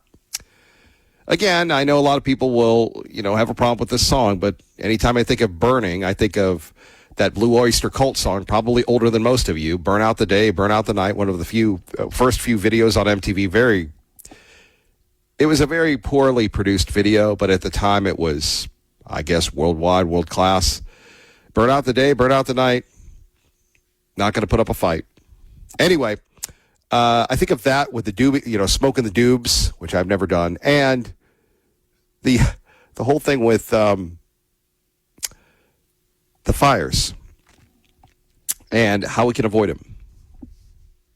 One of the biggest threats and fears that we all have as responsible people is liability. Liability for ourselves, for others. We don't want to injure people. We don't want to be held responsible if we're negligent. But here we have negligence going on where these fires have occurred. I don't know, was there a lightning strike? Chances are fireworks. Certainly fireworks have caused fires before. Let's hope they didn't start these that are burning and killing pigs. Let's go back to one woman who doesn't like the American flag on 580 KID. And I said this on this show many, many years ago, because this is my 10th year on the show, and I said there are times when I walk into a community and I see American flags all over the community, and I suddenly feel unsafe because there is a section of this country that has co-opted the American flag, and they equate being an American or an American flag with white supremacy, and that should never be the symbol of white supremacy, but they have weaponized. Yeah, so she's kind of, first of all, is it me, or is she trying to parlay herself into being a victim? That here you have this poor little old lady, and if you're a little old lady, you've reached an age where that's a compliment, that she is so traumatized, so scared. She's a successful lawyer. She's an incredible television personality, makes more money than all of us, but she's afraid of someone with the American flag. But then, like all good attorneys, I mean, think about it. When it comes to an attorney, it's like a therapist. A therapist, you pay to have a friend. It's like joining a fraternity or a sorority. You pay for your friends, right? You pay to be a part of a group, like the Corvette Club. Nothing wrong with Corvettes or the Harley Club or whatever. People love those things. But, I mean, I've got to go meet with my attorney. Well, you go meet for your attorney. That'll be $75. I talked to you for 10 minutes. Yep, $75. Well, I'd like to litigate that. Okay, that'll be $150. Everybody gets paid by the hour. So, not to be an attorney or a therapist, but come on, dude. It's another example by the left, driven by race, to undermine the goodness of America. If I were a minority in this country, I would think to myself, my goodness gracious, they try to guilt me for loving America. They're trying to make me feel, that I should be brainwashed. Heck, half the time, and you listen to the show, you probably agree that I'm brainwashed because I'm going, and that's through the filter of conservatism. That's through the filter of Buchanan and Reagan that I see this stuff. Imagine people that, as Lars was talking about, don't have the critical thinking skills that we develop here every day in the dojo, in the asylum. That's the thing. Al in Ontario, maybe he's still at Rushmore. I don't know where he is, but talking about critical thinking skills and everything else. Hey, Al, you're right. We've all been saying that for years. The problem is they don't have them anymore. So here you have, look, it's an opinion show. You have an opinion. People react to it. But please don't make Americans of all great race, creed, color embarrassed about our flag. We love America. We're proud to be Americans. We're real Americans. Please don't sit there and rip the 4th of July. I love telling this story. And as we get ready, we're having a big national interview coming up at 10 o'clock, a very, very prestigious online broadcast. So we'll be transitioning from there to that. And maybe I'll tell this story on there. Maybe I won't. Maybe I won't be asked about it. But what I'm going to say is I can remember, and I was so educated in race by going from the south to the north, where, let's see, when I moved to New Hampshire from the south, I was a liberal conservative. Then I was a crazy conservative when I moved from the south to the north, from Nashville to Pittsburgh. But I can remember, and maybe it's the changing dynamic of America, because unless you live in a city that, you know, is more provocative, they talk smack, whatever, like Indianapolis or maybe Seattle or, you know, Los Angeles in the day with John and Ken or Michael Savage in San Francisco. Maybe today people aren't used to being challenged or thinking critically or anything else. And I remember working for, they're now gone now, CBS Radio, one of, you know, the old Westinghouse properties. And I'm coming in and I didn't have any situational awareness. And you had a guy on, he was African-American, black guy, ripping everybody, talking about how bad people are, blah, blah, blah. And then I had the goof that knew I was getting fired but didn't tell me, goes, "Oh, what do you think, Kevin Miller?" And I go, "How about an apology? How about a thank you?" And that was real life, not contrived opinion, which is what this format has been based on, from, Howie Carr to Jerry Williams to Rush Limbaugh to Howie Chiswick to whomever. That's what this format was based on, the legends of this industry. Provoking, confrontation, dialogue, debate. And instead, I had one of the employees start ripping me. Now, again, because we break everything down in race, I don't agree with it, but we're just going to play this out. She was an African-American woman, very nice woman, very passionate woman. Didn't like me. Both producers had to inherit me. That's why I acquired Sweet William, because I was hired at the largest radio station ever, and they didn't set me up for success. They gave me two women, both young. Nothing against young women, but both of them were loyal to the shows that were before me and after me. So anything I got, they were very, very, they kind of were the governor to the show. But we continued to succeed, beat the great Rush Limbaugh. He was on FM, I was on AM. My point being is she flipped out on me, started screaming at me right before the show. So I don't know, because my middle initials are HR, I contacted HR, da-da-da-da-da. We had a big meeting, because if the situation had been reversed, I would have been fired. You know, when people talk about the glass ceiling, it works the other way as well. Always be proactive and go to, you know, hey, dude, I want to get ahead of this. And I remember in the HR meeting, they're trying to explain, hey, what Kevin says on the air, he says on the air, she ripped me again. Da-da-da-da-da. Just was not a nice person. Probably happy when I got it. Which brings me back to Sonny. People on the left with little critical thinking skills want to believe the negative. And as I said before, I don't want to be a racial scorekeeper. Yes, slavery was bad. I'm a Hamiltonian, not a Jeffersonian. But the country understood what happened at great peril. Now, maybe it could have been easier if the Union just said, we're going to let the South run wild and free, states' rights, ha, ha, ha, ha, ha. But they didn't. And so many people lost their lives. And then, because that history is not, I mean, in the 4th of July, Gettysburg, but that history is not taught.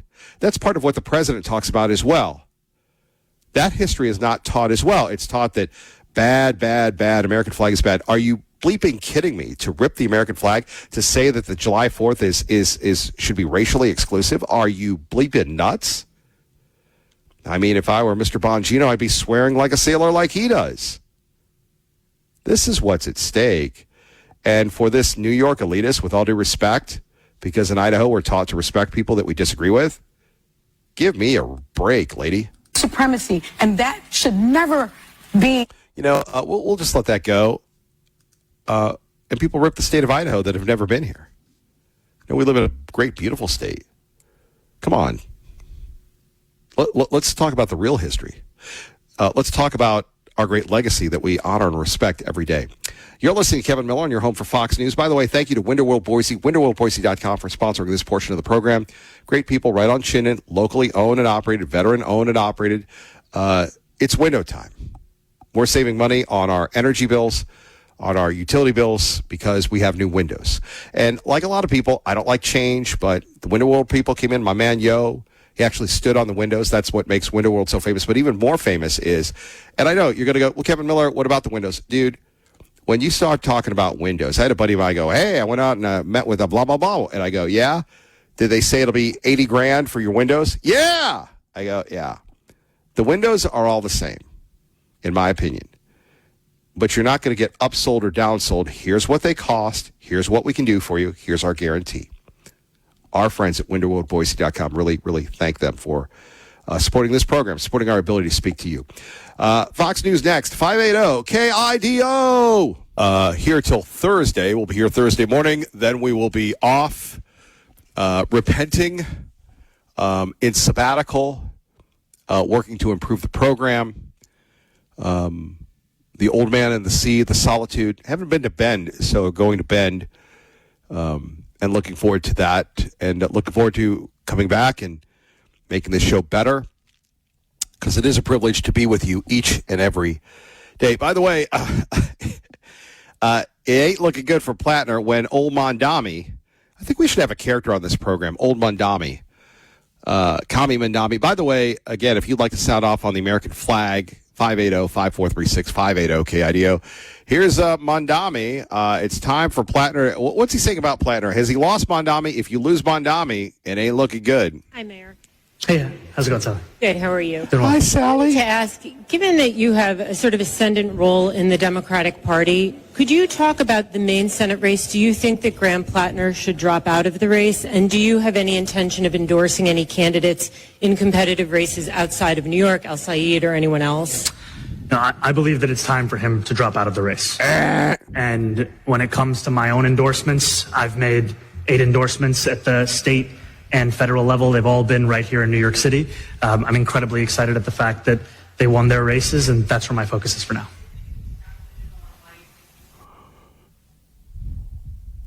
He lost Mondami.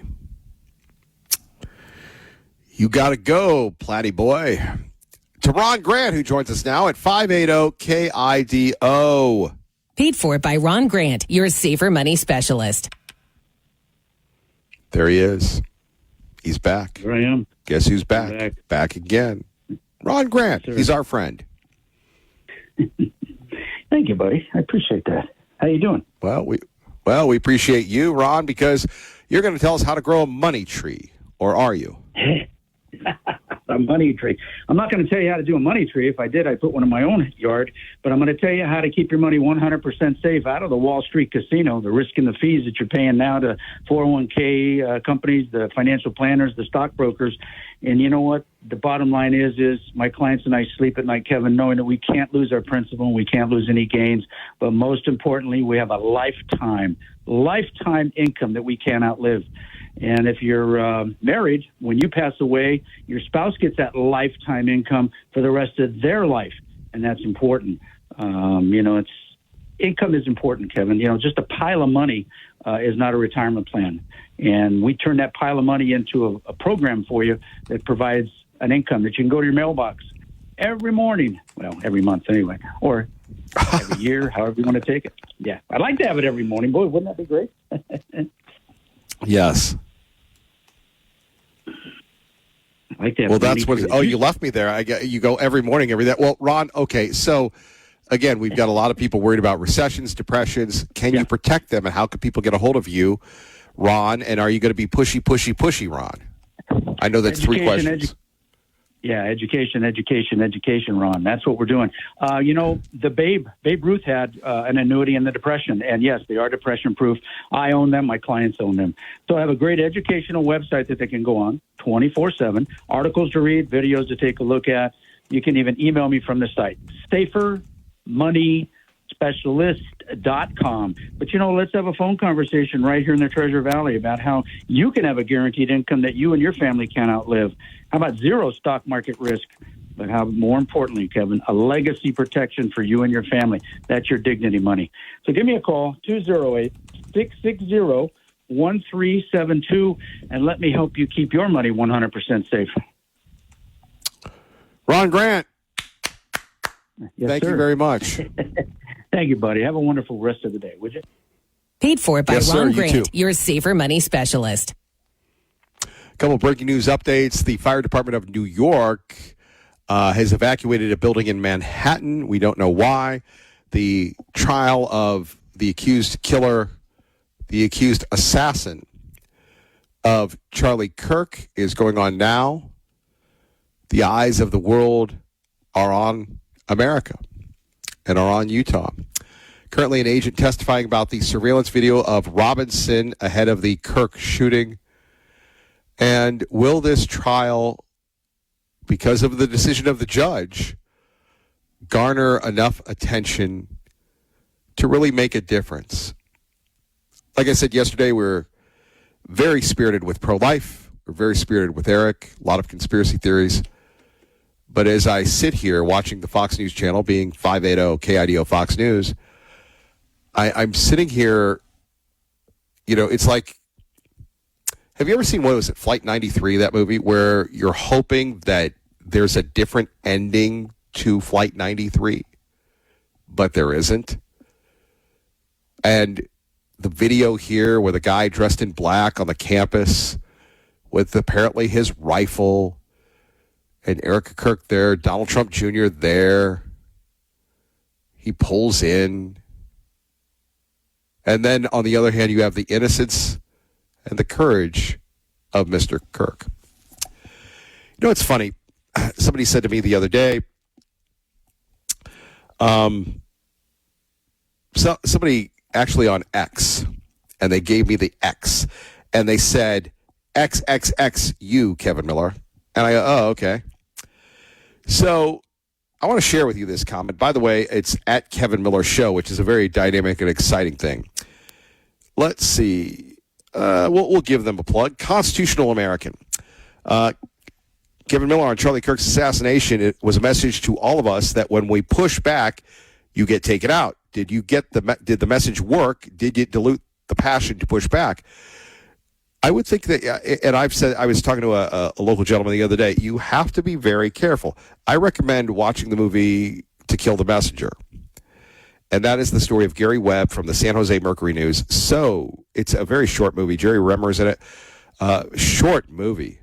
But it's about this guy, and and look, whether you're a plumber, a police officer, a farmer, and like our man Rocky listening. We love you, Rocky. Thank you for listening. To be who you are, you have to develop passion. So Gary Webb, I think he moved from Ohio to San Jose, came across the story of his life. Our government was selling the drugs to pay for the Contras. And Gary Webb knew too much and legitimately broke the story. And everybody was loving Gary Webb. But then you had, and remember, the San Jose Mercury News, nowhere near the LA Times, the Washington Post. Maybe this has happened to you in your life, your career, where all of a sudden you get too big. For me, it was in Raleigh. I had someone I was working with, the big boss, was jealous that I was on TV all the time.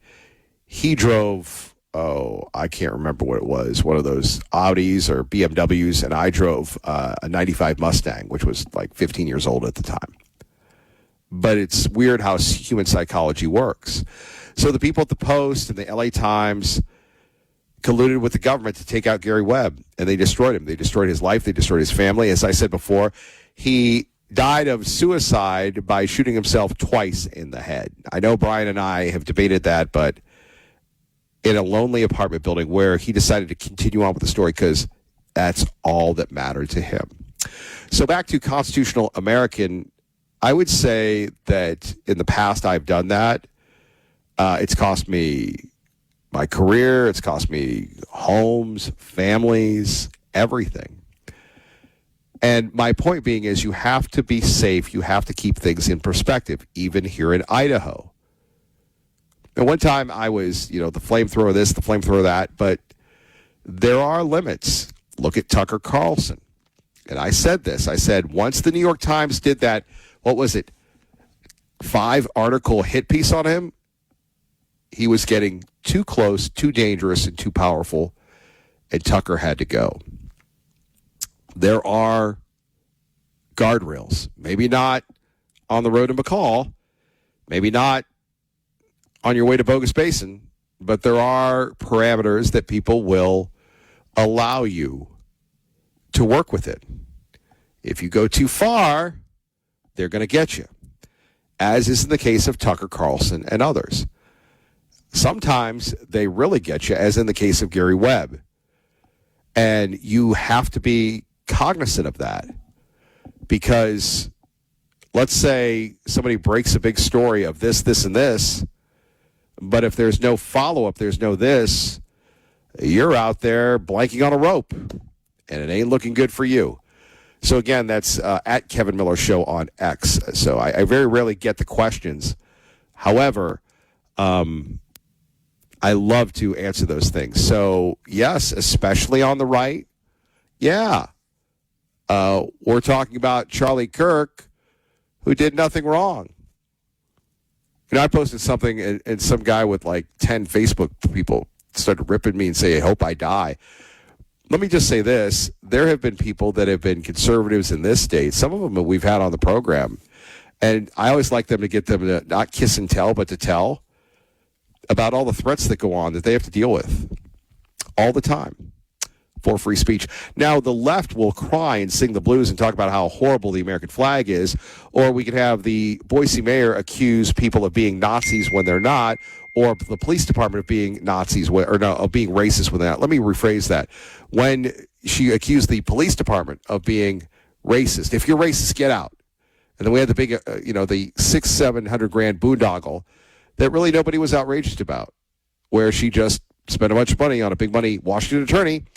And that guy said, hey, man, you don't have enough money. And she did it anyway. That's great leadership. But there are parameters. And let me, again, go back to the Nazi thing. That wasn't the mayor. It was people, assuming either it was on social media or somewhere else, where we had an anti-COVID rally, a pro-freedom rally. Let's just make it right, a pro-freedom rally. And then what happened next? There was one person with an SS tattoo, and all of a sudden, there you have the racist of Idaho. Never mind, we got Plattner, and it's not going to end well for Plattner. He got to go. But again, you have to work and you have to protect yourself, unfortunately, in the climate we live in. Kevin Milelr, 580 KIDO. He's back again. Tell a friend. Hello, Pro. Hey, yeah, call your friends and tell them that pro-life's on the radio. But anyway, have you called in to apologize and say, Kevin Milelr, once again, you were right and I'm wrong? Is that what you're doing? I don't think that's where we're going, but anyway. No, I mean, if it was obvious I was wrong, hey, I'd apologize. I don't care. I'm not going to get very many votes. I'm not going to have any friends, whatever. I'm not going to get any big business associates, whatever. All I'm interested in what the truth is. So, but anyway, say, for example, if I said I didn't like the Biden administration, does that mean that I'm un-American? No, it means that I'm against the Biden. It means I'm against the Biden administration. If I say I don't like Z in China, does that mean I'm anti-Chinese? No, it doesn't. And so if I say I don't like the Netanyahu government, does that mean I'm anti-Semitic? No, it doesn't mean that. It just means that I'm against the government. I'm not anti-Jewish. You know what I'm saying? That's what happened yesterday. You called me anti-Semitic, and of course I'm not. I said that sounds like anti-Semitic, and you bit it. You agreed with me. No, that's really funny. Well, anyway, people just get used to using words, and they don't think about really what they're saying. And, the whole thing is, do we have a let's set the record straight. Are you down with Israel and Netanyahu and the Jewish people, or are you being more critical like a lot of other people? No, I'm for the Jewish people. You're back with the Jewish people. Yeah, about 40% of the Jewish people are really opposed to the Netanyahu government. And the Orthodox Jews, which if I was a Jew, I'd probably be an Orthodox, they're saying that he's not even Judaist. They say he denies the Torah. He denies all kinds of stuff, that he's not really a Jew. He's just a political, social Jew, I guess you'd say. And so they're pretty mad, but you don't hear anything about that. But I'm totally opposed to the Netanyahu people, and they've punished a lot of people, murdered a lot of people that they shouldn't have, and they're letting the boundaries of the nation of Israel expand through just taking of territory, and I don't like that. And so but they try to influence us big time.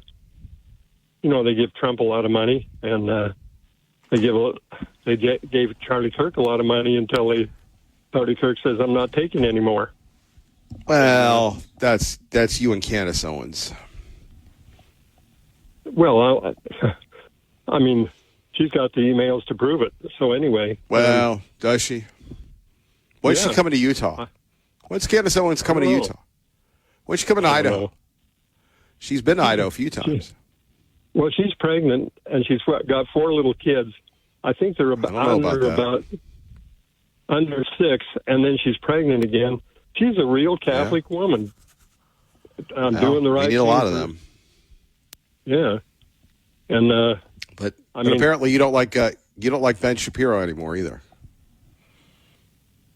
No, well, I like Ben Shapiro. He's an all right guy, but he's just so pro-Israel, he's kind of like a dual citizen. He can't see anything wrong with the Netanyahu government. And I can see it's a very interesting time we're living in. Pro-life, why don't you leave us with your favorite saying, please? Yeah, when sperm meets egg. My man, God bless. Love you, pro-life. Thank you all for listening. Kevin Miller loves you. Good day. God bless. Keep the faith, everybody. We need you, and I do love you.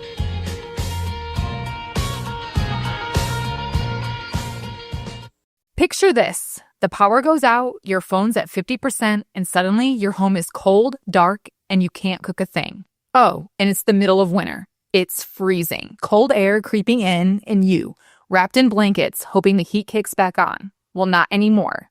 Meet the new Patriot Power Generator 2200X from 4Patriots, our biggest solar generator ever, built to keep your essentials running through winter storms, rolling blackouts, ice outages, whatever hits next. It turns on automatically when the power goes out, can run a full-size fridge for up to 3 days, and arrives fully charged, so you're ready the moment the lights go out. And right now, for the first time ever, you'll get a free 200-watt solar panel. And once this batch is gone, it's gone. Visit 4patriots.com. That's the number 4patriots.com and claim your 2200X solar generator and free 200-watt solar panel while this holiday offer lasts.